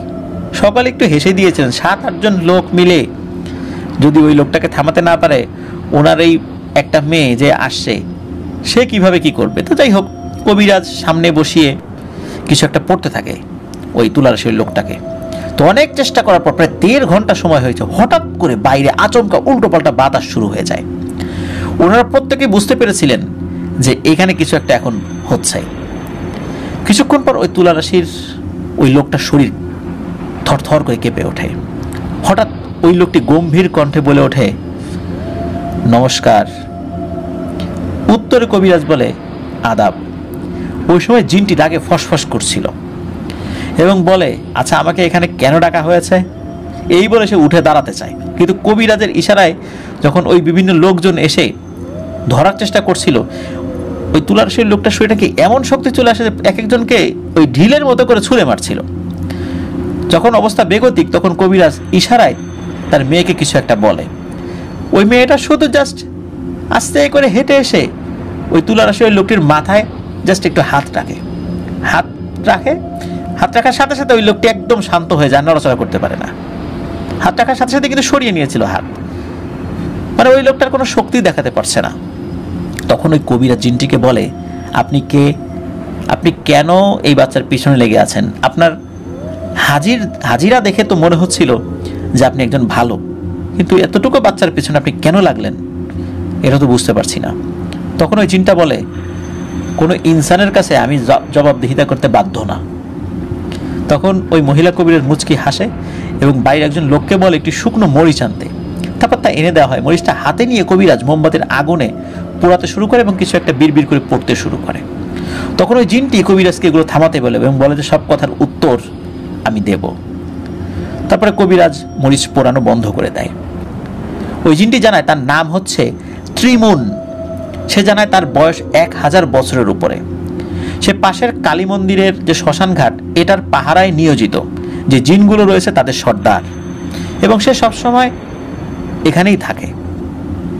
এই বছর নতুন পানি যেহেতু খালবিলে এসেছে এবং অনেক মাছও এসেছে সেই পানির সাথে, সে ওই কুলপাড়ের ওইখানে মাছ খেতে চলে আসে। তো জিনটি মাছ খাওয়ার সময় একটি কুকুরের রূপে মাছ খাচ্ছিল। তখন নাকি সাজিদ গিয়ে প্রথমে একটি ইট দিয়ে ওই কুকুরটির শরীরে আঘাত করে। তারপরে জিনটি কিছু মনে করে না, বাচ্চা ছেলে আর সে তো কুকুরের রূপ ধরে এখানে আসছে, স্বাভাবিকভাবেই বাচ্চা ছেলেদের যেটা কাজ এরকম করতেই পারে। সে আবার ওই মাছ খাচ্ছিল। তখন সাজিদ নাকি কি করেছে, এগিয়ে গিয়ে পা দিয়ে ওই কুকুরটির কোমরে একটা লাথি মেরেছে। এরপর ওই জিনটি ওখান থেকে নাকি চলে যায়, হঠাৎ করে নাকি অদৃশ্য হয়ে যায়। সাজিদ এটা ভালো করে আসলে বুঝতে পারেনি কুকুরটা কোথায় গেল, কি হলো। কিন্তু এরপরে সে যখন ওই মন্দিরে ঢুকতে যাবে, তখন তারই অনুগত শিষ্যরা নাকি তাকে ওই মন্দিরে ঢুকতে দেয় না। কেন? তার অপরাধ কি? সে তো সর্দার, তাকে এই মন্দিরে ঢুকতে দেবে না কেন? তখন নাকি অন্য জিনেরা বলে, তুমি একটা মুসলিম বাচ্চা ছেলের পায়ের লাথি খেয়েছে, এটা তোমার সাথে যায় না, তোমার শরীর অপবিত্র হয়ে গেছে, তুমি এই মন্দিরে এখন থেকে ঢুকতে পারবা না, আর তুমি আমাদের আর সর্দার থাকতে পারবা না। তখন বলে যে ওটা তো একটা বাচ্চা ছেলে একটা কাজ করেছে না বুঝে, তা আমি কি ওকে বড় ধরনের কোনো ক্ষতি করব এখন? আর তোমরা এরকম আচরণ করছো আমার সাথে, এটা তো ঠিক না। তখন বলে, না না, এটা হবে না, তুমি এখন আমাদের গোত্রের কেউ না, যাও, তুমি চলে যাও। এরপরেই মূলত এই সাজিদের উপরে জিনটা খুব ক্ষিপ্ত হয়। সে কিন্তু শুরুতে মোটেও সাজিদের উপর ক্ষিপ্ত ছিল না, বাচ্চা ছেলের বাচ্চামি বা দুষ্টুমি চিন্তা করে সে এই জিনিসগুলো মনে করেছিল। কিন্তু তার যেই অনুগত জিনেরা, তারা তাকে ভুল বোঝে এবং বিভিন্ন ধরনের কটু কথা বলে এবং তাকে ওই মন্দির থেকে বের করে দেয়। এতে তার খুব রাগ হয়। এই কারণেই মূলত সাজিদকে সে আক্রমণ করেছে। তখন ওই জিনটাকে কবিরাজ বলে, ও তো ছোট মানুষ, তো ছোট মানুষ। এই কথা শোনার পর জিনটা বলে, আমিও তো ছোট মানুষ হিসাবেই তো ওকে তো কিছু বলি নাই, কিন্তু এখন আমার যে ক্ষতিটা হয়েছে এই ক্ষতিটা পূরণ করবে কে? এখন আমি যদি ওর ক্ষতি না করি, আমি কি আর আমার সম্প্রদায়ের কাছে যেতে পারবো? বলবো যে একটা মুসলিম বাচ্চা ছেলের পায়ের লাথি খেয়ে এসেছো, আবার এসে আমাদের উপর সর্দারি ফলাতে যাচ্ছ, এটা কি আমার সম্প্রদায়ের লোকরা মেনে নেবে? নিশ্চয়ই মেনে নেবে না। এই জন্য ওকে আমাকে ক্ষতি করতেই হবে, তা না হলে আমি আমার সম্প্রদায়ের কাছে কিভাবে ফেরত যাব? এদিকে কবিরাজ বলে যে ঠিক আছে, তুমি ওর ক্ষতি করো না, তোমার কি লাগবে বলো, কি চাও? তার মা বাবা তার সাধ্যের মধ্যে কোনো কিছু চেয়েও সব কিছু দেবে। কোন জিনিসটা তোমাকে দিতে হবে? গরু, ছাগল, মহিষ, কি লাগবে বলো? বলেন না, এগুলো গরু, ছাগল, মহিষের সাথে সম্পর্কযুক্ত কোনো জিনিস না, এটা আমার আত্মসম্মানের সাথে সম্পর্কযুক্ত জিনিস। আমি কোনোভাবেই এই বাচ্চাটার ক্ষতি না করে যাব না। যখন কবিরাজ বুঝতে পারেন যে এই জিনটাকে এই ধরনের কোনো জিনিস দিয়ে তাকে তাড়ানো সম্ভব হবে না, তখন বাধ্য হয়েই কবিরাজ ওই যে 7টা পুকুরের পানি নিয়ে আসতে বলেছিলেন উনি, তো সেই 7টা পুকুরের পানি একটা হাড়ির অর্ধেক পরিমাণ রাখেন আর কি, আর তুলা রাশির ব্যক্তির মাথার উপর একটা হাত রাখেন আর আরেক হাত ওই পানির মধ্যে রাখেন। এরপর দেখা যাচ্ছে যে ওই লোকটা যাও একটু নড়াচড়া করছিল ওই তুলা রাশি, সে আর নড়াচড়া করতে পারছে না। কবিরাজের মেয়ে ওই হাড়িটি ওই লোকটার মুখের কাছাকাছি নিয়ে যায়, আর কবিরাজ লোকটির মাথা নিচু করে হাড়ির ভিতরে ঢুকিয়ে দেয়। এইভাবে প্রায় 5-10 মিনিটের মতো মাথা ধরে থাকে। ওই লোকটা কিন্তু নড়াচড়া করতে পারছে না, আর কবিরাজ বিড় করে কিছু একটা বলছে তো বলছেই। একটু পরে ওই লোকটা অজ্ঞান হয়ে মাটিতে লুটিয়ে পড়ে। কবিরাজ হাড়িটির মুখ একটি লাল কাপড় দিয়ে ভালোভাবে বন্ধ করে দেয়। কবিরাজ বলে, আলহামদুলিল্লাহ, সমস্যার সমাধান হয়ে গেছে, এই জিনটাকে আমি বন্দি করতে সক্ষম হয়ে গেছি। এই জিনটাকে আমি আমার সাথে করেই নিয়ে যাব, এই গ্রামে রাখবো না। আর যেহেতু একটা শুভ কাজ সম্পন্ন হয়েছে, আপনারা সবাই মিষ্টি মুখ করবেন। ওই জিনটা, ওই কবিরাজটা আগে থেকে বলেছিল যে মিষ্টি এনে রাখতে, কাজ হয়ে গেলে সকলকে মিষ্টি মুখ করাতে হবে। তো কিছুক্ষণের মধ্যে তুলা রাশির ওই লোকটির জ্ঞানও ফেরত আসে। ওনার তো আর কিছুই মনে নাই কি হয়েছে না হয়েছে। তো এই সমস্ত করতে করতে রাত 4টার মতো বেজে যায়। সব কাজ সফলভাবে শেষ হয়, আলহামদুলিল্লাহ, সকলে মিষ্টি মুখ করেন। ওর পর থেকে এই সিয়াম ভাইয়ের যে মামাতো ভাই সাজিদের আর কোনো সমস্যা হয়নি। গ্রামের অনেক মানুষ ওই রাত্রে ওই ঘটনাটি দেখার জন্য উপস্থিত ছিল। কবিরাজ ভোরবেলায় চলে যেতে চায়, কিন্তু এলাকার মানুষের কাছ থেকে এরকম আরও কিছু প্যারানর্মাল সমস্যার কথা শোনেন। তো কবিরাজ আরও একদিন থেকে যাওয়ার সিদ্ধান্ত নেন। তো আল্লাহর রহমতে ওনার পালিত জিনদের মাধ্যমে ওনাদের এলাকার অনেকেরই ওই সমস্যাগুলোর সমাধান নাকি উনি করেছিলেন। মজার বিষয় হলো, উনি যে এখানে এসেছেন, এই আসা যাওয়া করতে যতটুকু পথ খরচ, মানে গাড়ি ভাড়া, এই টাকা ব্যতীত ওনাকে অনেক কষ্ট করেও বাড়তি 1 টাকাও নাকি কেউ দিতে পারেনি। এবং উনি টাকা পাওয়ার পর, মানে প্রথমে তো সাজিদের বাড়ি থেকে টাকা পেয়েছে, এরপরে ওনার তো পথ খরচ যা খরচ হয়ে গেছে, এরপরে উনি কারো কাছ থেকে আর কোনো টাকা গ্রহণও করেননি। তো এভাবেই এই সমস্যাটার সমাধান আল্লাহর অশেষ রহমতে হয়েছিল। প্রিয় লিসেনার্স, এই ঘটনা থেকে আসলে একটা বিষয় আমাদেরকে শিক্ষা নিতে হবে, সেটা হলো আমরা আমাদের যে সন্তান যারা আছেন, এদেরকে কিন্তু ছোট বয়স থেকেই অন্তত এতটুকু শিক্ষা দিতে হবে যে তোমার আশেপাশে একটা পিঁপড়াও যেন বিনা কারণে তোমার কাছ থেকে কোনো কষ্ট না পায়। কাউকে বিনা প্রয়োজনে কখনো আঘাত করবা না, কোনো পশু পাখিকে আঘাত করবা না। যদি কেউ তোমাকে আক্রমণ করতে আসে তবে সেটা প্রতিহত করবা, কিন্তু ইচ্ছাকৃতভাবে একটা পিঁপড়াও যেন তোমার দ্বারা কষ্ট না পায়। এই শিক্ষাটা যেন পারিবারিক শিক্ষা হয়। আমরা যেন আমাদের সন্তানদেরকে, আমাদের আত্মীয় স্বজনদেরকে এই মেসেজটা পৌঁছে দিতে পারি। তাহলে আল্লাহর অশেষ রহমতে এই ধরনের বিভিন্ন উটকো ঝামেলা থেকে আল্লাহ আমাদেরকে হেফাজতে রাখবেন। প্রিয় লিসেনার্স, চলুন আমরা চলে যাব আমাদের এবারের 99 নম্বর এপিসোডের 6ষ্ঠ এবং শেষ ঘটনায়। প্রিয়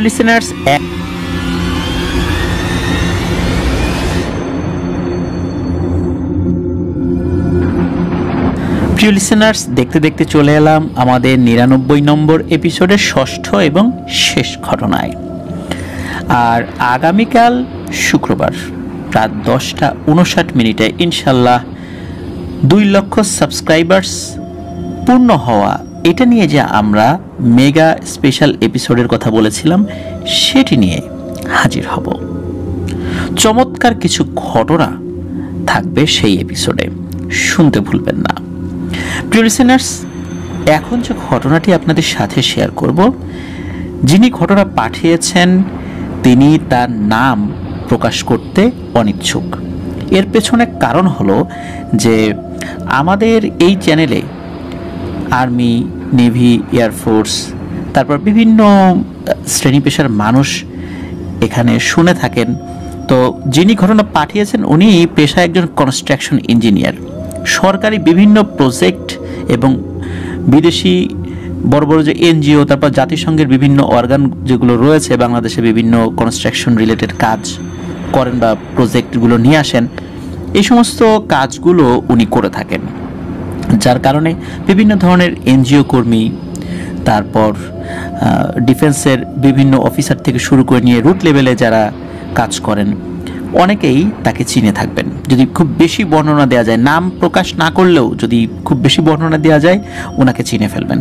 যার কারণে উনি ওনার নাম এবং কিছু কিছু বিষয় হাইড করতে বলেছেন। যার কারণে আমি শুধু এতটুকু বলছি, ওনার বাড়ি কুষ্টিয়া সদরে, এতটুকু শুধু বলবো, আর এবং ওনার প্রফেশনটা বললাম। তো উনি বিভিন্ন সময় তো বিভিন্ন কাজ করে থাকেন। এই মুহূর্তে উনি যে প্রজেক্টটা করছেন, উনি ইউএসএইডের একটি প্রজেক্ট কাজ করছেন, প্রজেক্টে ফরিদপুরে বর্তমানে সেটি চালু আছে। প্রিয় লিসেনার্স, 2017 সালের দিকে কিন্তু নোয়াখালীর বিভিন্ন চরাঞ্চলে সরকার বিভিন্ন প্রজেক্ট হাতে নিয়েছিল।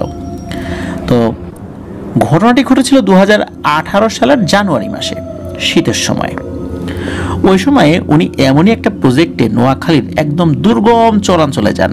ওই প্রজেক্টটার বাস্তবায়নে ছিল নৌবাহিনী, আর্মির ইঞ্জিনিয়ারিং কোরের কিছু সদস্য এবং জাতিসংঘের বিভিন্ন এনজিওগুলো, জাতিসংঘের অর্থে পরিচালিত হয় এমন এনজিওগুলো, সেগুলোর দায়িত্ব ছিল এবং জাতিসংঘের বিভিন্ন প্রতিনিধিরা সরাসরি সেটা তত্ত্বাবধান করছিলেন। তো ওইটা ছিল একদম শুরুর একটা স্টেজ। ওটা একদম নির্জন চর এলাকা ছিল। ওখানে লোকালয় থেকে যাওয়ার জন্য ওই নৌবাহিনীর যেই জলযানগুলো রয়েছে সেটাতে আসা যাওয়া করতে হতো। এমনি সাধারণ লোকজন সেখানে যেত, তবে যেতে দীর্ঘ সময় লাগতো আর কি। আর দ্রুতগামী যানবাহনে, জলযানে একটু তাড়াতাড়ি যাওয়া যায়। তো ওনাদেরকে ওই জায়গাতে নিয়ে যাওয়া হয় এবং উনিও ওইখানে ওই এক প্রজেক্টের দায়িত্ব নিয়ে সেখানে যান। তো শুরুর দিকে ওখানে ওয়াচ টাওয়ার তৈরি করা হয় চরের বিভিন্ন জায়গাগুলোতে, যেই জায়গাগুলোতে বিভিন্ন স্থাপনা নির্মিত হবে সেখানে ফ্লাড লাইটগুলো বসানো হয়েছিল। তো বিস্তীর্ণ চরাঞ্চল, ফ্লাড লাইটের আলো কিন্তু সেখানে ম্লান হয়ে যায়, এতটা বড় এলাকা ছিল। তো দেখা যাচ্ছে যে ডিফেন্সের যারা ছিল ওনারা একটা জায়গায় থাকতেন, আর ওনাকে যেখানে থাকার জায়গা করা দেওয়া হয়েছিল আর কি, ওটা আমরা অনেক সময় কন্টেইনার দেখি, বিভিন্ন স্টিলের বা ইস্পাতের বিভিন্ন কন্টেইনারগুলো যেগুলোতে জাহাজে করে মালামালগুলো আসে, আমরা এই কন্টেইনারগুলো দেখেছি। আমরা কিন্তু খেয়াল করব প্রিয় লিসেনার, যে বিভিন্ন জায়গায় যে কনস্ট্রাকশনের কাজগুলো হয়, বিভিন্ন প্রজেক্ট হয়, সেখানে কিন্তু এই কন্টেইনারের ভেতরে থাকার জায়গা করা হয়। তার মধ্যে এয়ার কন্ডিশন সেট করে দিয়ে, জানালা ফিট করে, বিভিন্ন ধরনের থাকার উপযোগী করার জন্য যে জিনিসগুলো দরকার সেগুলো সেট করে দিয়ে ওই কন্টেইনারগুলোকে বসবাসের উপযোগী করা হয়। তো এরকম একটি কন্টেইনারকে বসবাসের উপযোগী করে ওনাকে দেওয়া হয়েছিল। তিনি ওটাতেই থাকতেন, তবে ওয়াশরুমটা ছিল বাইরে। আর উনি রাতের বেলা কাজ করতে একটু বেশি পছন্দ করতেন। আর ওই জায়গাটাতে একদম আসলে মোবাইলের নেটওয়ার্ক ওইভাবে কাজ করে না, কিন্তু নৌবাহিনী ওইখানে নেটওয়ার্কিং একটা সিস্টেম গড়ে তুলেছিলেন, যার কারণে ওইখানে ওনারা ইন্টারনেট ব্যবহার করতে পারতেন। তো উনি রাতের বেলা কাজ করতেন, সেগুলো আবার মেইল করতে হতো যে কাজের আপডেট কি। তো উনি এরকম এক রাত্রে কাজ করছিলেন, শীতের রাত। হঠাৎ করে ওনার কাছে মনে হলো ওনার যে কন্টেইনারটা, ওই কন্টেইনারের যেই বাইরের অংশ, ওখানে কোনো কিছু আঁচড় কাটছে। 5 আঙ্গুলে যদি খুব ধারালো এবং শক্ত নখ থাকে, এটা দিয়ে যদি কোনো টিনের বেড়ার উপরে আঁচড় কাটা হয় কেমন শব্দ হয়। ওই কন্টেইনারটাও তো ওই রকম লোহা জাতীয় জিনিস দিয়ে তৈরি। তো ওইটার উপর খুব শক্তভাবে আঁচড় কাটছে, এবং এমনভাবে আঁচড় কাটছে যে ওইটার উপর যে রং দেয়া হয়েছে মনে হচ্ছে সেই রংগুলোও উঠে যাচ্ছে, এরকম ক্যাচ ক্যাচ ক্যাচ ক্যাচ শব্দ হচ্ছে ওই আঁচড়ের। আবার কন্টেইনারটা যদি আমরা খেয়াল করি, কন্টেইনার কিন্তু মসৃণ না, ওই টিনের মতো ঢেউ ঢেউ, আপনারা অনেকে সেটা দেখেছেন। কেউ যদি তার 4 আঙ্গুল মানে বৃদ্ধাঙ্গুলি ব্যতীত 4 আঙ্গুল যদি নখ থাকে কারো, সে যদি এক পাশ থেকে আরেক পাশে এই নখগুলো ওই কন্টেইনার এটা ছুঁয়ে নিয়ে যাওয়া হয়, তখন এক ধরনের কিন্তু শব্দ হয়। ওই নখগুলো কখনো গভীরে পড়ে আবার উঁচুতে ওঠে, তখন এক ধরনের একটা শব্দ, খটখট খটখট শব্দ হয়, এরকম হচ্ছিল। তো উনি চিন্তা করেছিলেন যে এখানে হয়তো বা কোনো শেয়াল বা এই টাইপের কোনো কিছু থাকতে পারে যেটা এখানে এসে হয়তো বা আঁচড় কাটছে, কিন্তু না, কিছু সময় পর পর এই জিনিসটা হচ্ছে। তা উনি একবার কি করেছেন, ওই কন্টেনারের গায়ে ঠাস করে একটা শব্দ করেছেন যাতে করে জিনিসটা ওখান থেকে চলে যায়। তো কিছু সময় বন্ধ ছিল, এরপর আবার ওই শব্দটা হয়। তো উনি বাইরে বের হলেন যে এটি কি, ওনার কাজের অসুবিধা হচ্ছিল। তো উনি বের হয়ে কিছু দেখতে পান নাই। তো ওই রাতটা ওভাবেই চলে যায় আর কি। উনি কাজ করছিলেন। এর কয়েকদিন পর উনি রাতের বেলা কাজ করতে করতে বেশ ক্লান্ত লাগছিল, মনে হলো যে একটু বাইরে হাঁটাহাঁটি করি। তখন কিন্তু অনেক রাত 1টা 1:30 বা 2টো বাজে, এরকম একটা সময়। আর ওখানে তো চোর ডাকাতের ভয় নেই, চারদিকে তো খুব ভালো সিকিউরিটি রয়েছে, যেহেতু ডিফেন্সের কর্মকর্তা কর্মচারীরা ওইখানে থাকেন এবং ওই জায়গাটা খুবই সিকিউর করে ফেলা হয়েছিল আর কি। ওখানে বাইরে চোর ডাকাত এসে আক্রমণ করবে, বিষয়টা একদমই অমূলক এই চিন্তাটা। তো উনি হাঁটাহাঁটি করছেন। তো একটা জায়গা যেখানে ওই ফ্লাড লাইটের আলো এসে পৌঁছায় না, তবে আবছা আলো সেখানে পড়ে, বোঝা যায়, তাছাড়া চাঁদের আলো ছিল। হঠাৎ করে উনি দেখতে পান যে একটা মনুষ্য অবয়ব 7-8 ফুট লম্বা হবে, আর এটার 2 হাত 2 পা তো আছেই, কিন্তু অদ্ভুত আরও জিনিস একটা রয়েছে। সেটা হচ্ছে এই জিনিসটার শরীরে বড় 2টো পাখা রয়েছে, যেমনটা পাখির থাকে। তো উনি দেখতে পেলেন এই অবয়বটা। প্রথমে চিন্তা করছেন কি ব্যাপার, এটা কি উনি ঠিক দেখছেন না ভুল দেখছেন, যে অনেকক্ষণ ধরে হয়তো বা টেবিল ল্যাম্পের আলোতে কাজ করতে করতে অনেক সময় চোখে মানুষ উল্টাপাল্টা দেখে, হঠাৎ করে রাত্রেবেলা বাইরে বের হয়ে অন্ধকার এরকমটা দৃষ্টিভ্রম হতেই পারে। তো এই কারণে বারবার চোখ কচলে নিচ্ছিলেন, কিন্তু দেখলেন যে না, উনি যেটা দেখছেন ঠিকই দেখছেন। আরো ভয়ানক ব্যাপার হলো, হঠাৎ করে ওই জিনিসটা তার 2টা পাখা এটা মেলে ধরলো। অনেক সময় পাখি উড়ে যাওয়ার আগে 2 পাখা যেভাবে মেলে ধরে ঠিক ওভাবে মেলে ধরলো, এবং মেলে ধরার পরে একটা ঝাপটা দিয়ে ওই জিনিসটা উপরের দিকে উঠে গেল, মানে শূন্যে উঠে গেল। ওই যে ঝাপটাতে দিল, ওই ঝাপটার একটা বাতাস এসেও কিন্তু এই ভাইয়ার গায়ে লেগেছিল। তো এটা তো আর ওনার চোখের ভুল হতে পারে না। এটা দেখার পর উনি দ্রুত ওনার যে থাকার যে কন্টেইনারটা ওইখানে উনি চলে যান। ওই রাত্রে উনি বের হন নাই। ওনার ওয়াশরুমটা কিন্তু বাইরে, কন্টেইনারের ভেতরে না। ওয়াশরুমে যাওয়ার জন্য কিন্তু তাকে বাইরেই বের হতে হবে। এরপরে উনি রাতের বেলা খুব কম বের হতেন, খুব প্রয়োজন ছাড়া বের হতেন না। এরপর আর একদিন ওনার ওয়াশরুমে যাওয়ার দরকার হলো, চাচ্ছিলেন না যেতে, কিন্তু তারপরও বেশ জরুরি ছিল যাওয়া। তো উনি বের হয়েছেন ওয়াশরুমে যাওয়ার জন্য। ওয়াশরুমে যাওয়ার জন্য কিছুটা পথ, সামান্য একটু পথ হেঁটে যেতে হয়। তো উনি ওখানে যাচ্ছেন, হঠাৎ করে দেখতে পেলেন যে একটা জায়গায় একটা অবয়ব দাঁড়িয়ে আছে।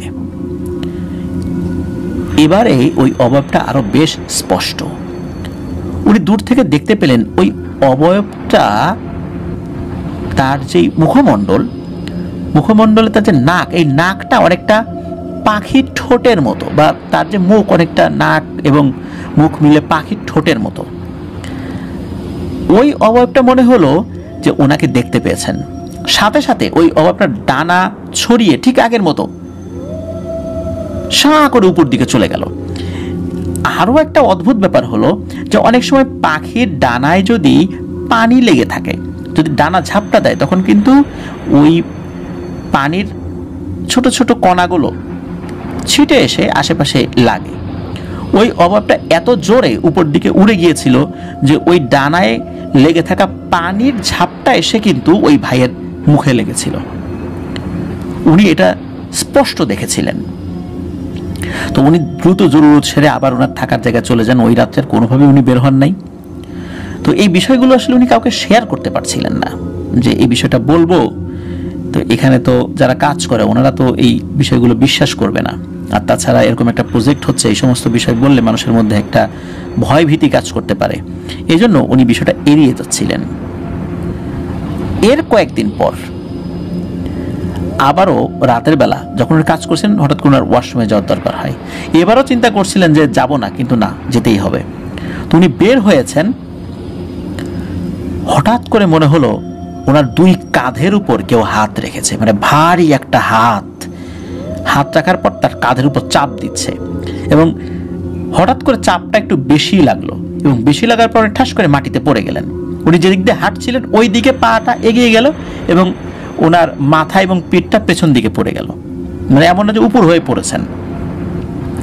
তো উনি যখন পড়ে গিয়েছেন তখন দেখে যে কিছু একটা ঘুরে তার বুকের উপর চলে আসলো। প্রথমে এক পা দিল, পরে আর একটা পা দিয়ে বুকের উপর উঠে দাঁড়ালো। উনি তখন প্রথমবারের মতো খুবই স্পষ্টভাবে ওই অবয়বটা দেখতে পেলেন। উনি দেখতে পেলেন যে পা এবং হাত মানুষের মতোই, আর ডানাটা স্বাভাবিক যে পাখির ডানা থাকে ঠিক তেমন, কিন্তু ডানাটা বেশ বড়। ডানার নিচের অংশে বেশ বড় বড় পালক রয়েছে, কিন্তু সেই পালকগুলো বেশ চোখা চোখা, মনে হচ্ছে ধারালো। আর ওই জিনিসটা চোখ হচ্ছে সাদা, মনে হচ্ছে ভেতরে বাল্ব জ্বলছে, এলইডি বাল্ব যেভাবে চলে ওই রকম জ্বলছে। এবং ওইটার মুখমণ্ডল পাখির মতো, ঠোঁট এবং মুখ পাখির যেরকম হয় ঠিক তেমন। উনি তো এই জিনিসটা দেখছেন এবং আল্লাহ আল্লাহ করছেন, আল্লাহ আমার জ্ঞানটা যেন হারিয়ে যায়, আমি যেন জ্ঞান হারাই, তাহলে এই জিনিসটা আমার দেখতে হবে না। কিন্তু না, উনি জ্ঞান হারাচ্ছেন না, আর ওই জিনিসটা ওনার দিকে এক দৃষ্টিতে তাকিয়ে আছে। তখন ওই জিনিসটা কি করলো, রুকু দেওয়ার মতো একটু ঝুঁকে আসলো। ঝুঁকে আসার পর ওনার মুখের সামনে এসে একটা নিঃশ্বাস ছাড়লো। অনেক সময় আমরা শীতকালে যখন আমাদের মুখ থেকে ধোঁয়ার মতো আমরা বের করি, মাঝে মাঝে দেখি না যে আমাদের মুখ থেকে ধোঁয়া বের হচ্ছে। গরমকালে তো গরমের কারণে ওই জিনিসটা দৃশ্যমান হয় না। অনেক সময় দেখা যাচ্ছে আমরা চশমা এরকম কিছু পরিষ্কার করার জন্য কিছুটা মুখের এই ভাবটা নিয়ে নরম কোনো কাপড় দিয়ে চশমা পরিষ্কার করি, বা এই টাইপের কাঁচ জাতীয় কিছু পরিষ্কার করি।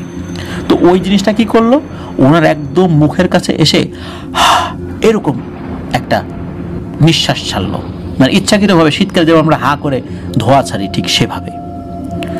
তো এরপরে ওনার কিছু মনে নাই। ওনার যখন জ্ঞান ফেরে তখন উনি দেখলেন নৌবাহিনীর একটা অস্থায়ী চিকিৎসা ক্যাম্প আছে, একটা জায়গা আছে, ওইখানে একটা বেডে উনি শুয়ে আছেন। তো ওনাকে জিজ্ঞেস করা হলো যে উনি কিভাবে অজ্ঞান হয়ে পড়েছেন। তো উনি বললেন যে কাজ করতে করতে ওনার ক্লান্ত লাগছে, উনি বের হয়ে আসছেন, তখন হঠাৎ করে শরীর খারাপ লাগে, এরপর ওনার কিছু মনে নাই। মানে উনি এই বিষয়টা আসলে আর কাউকে বললেন না।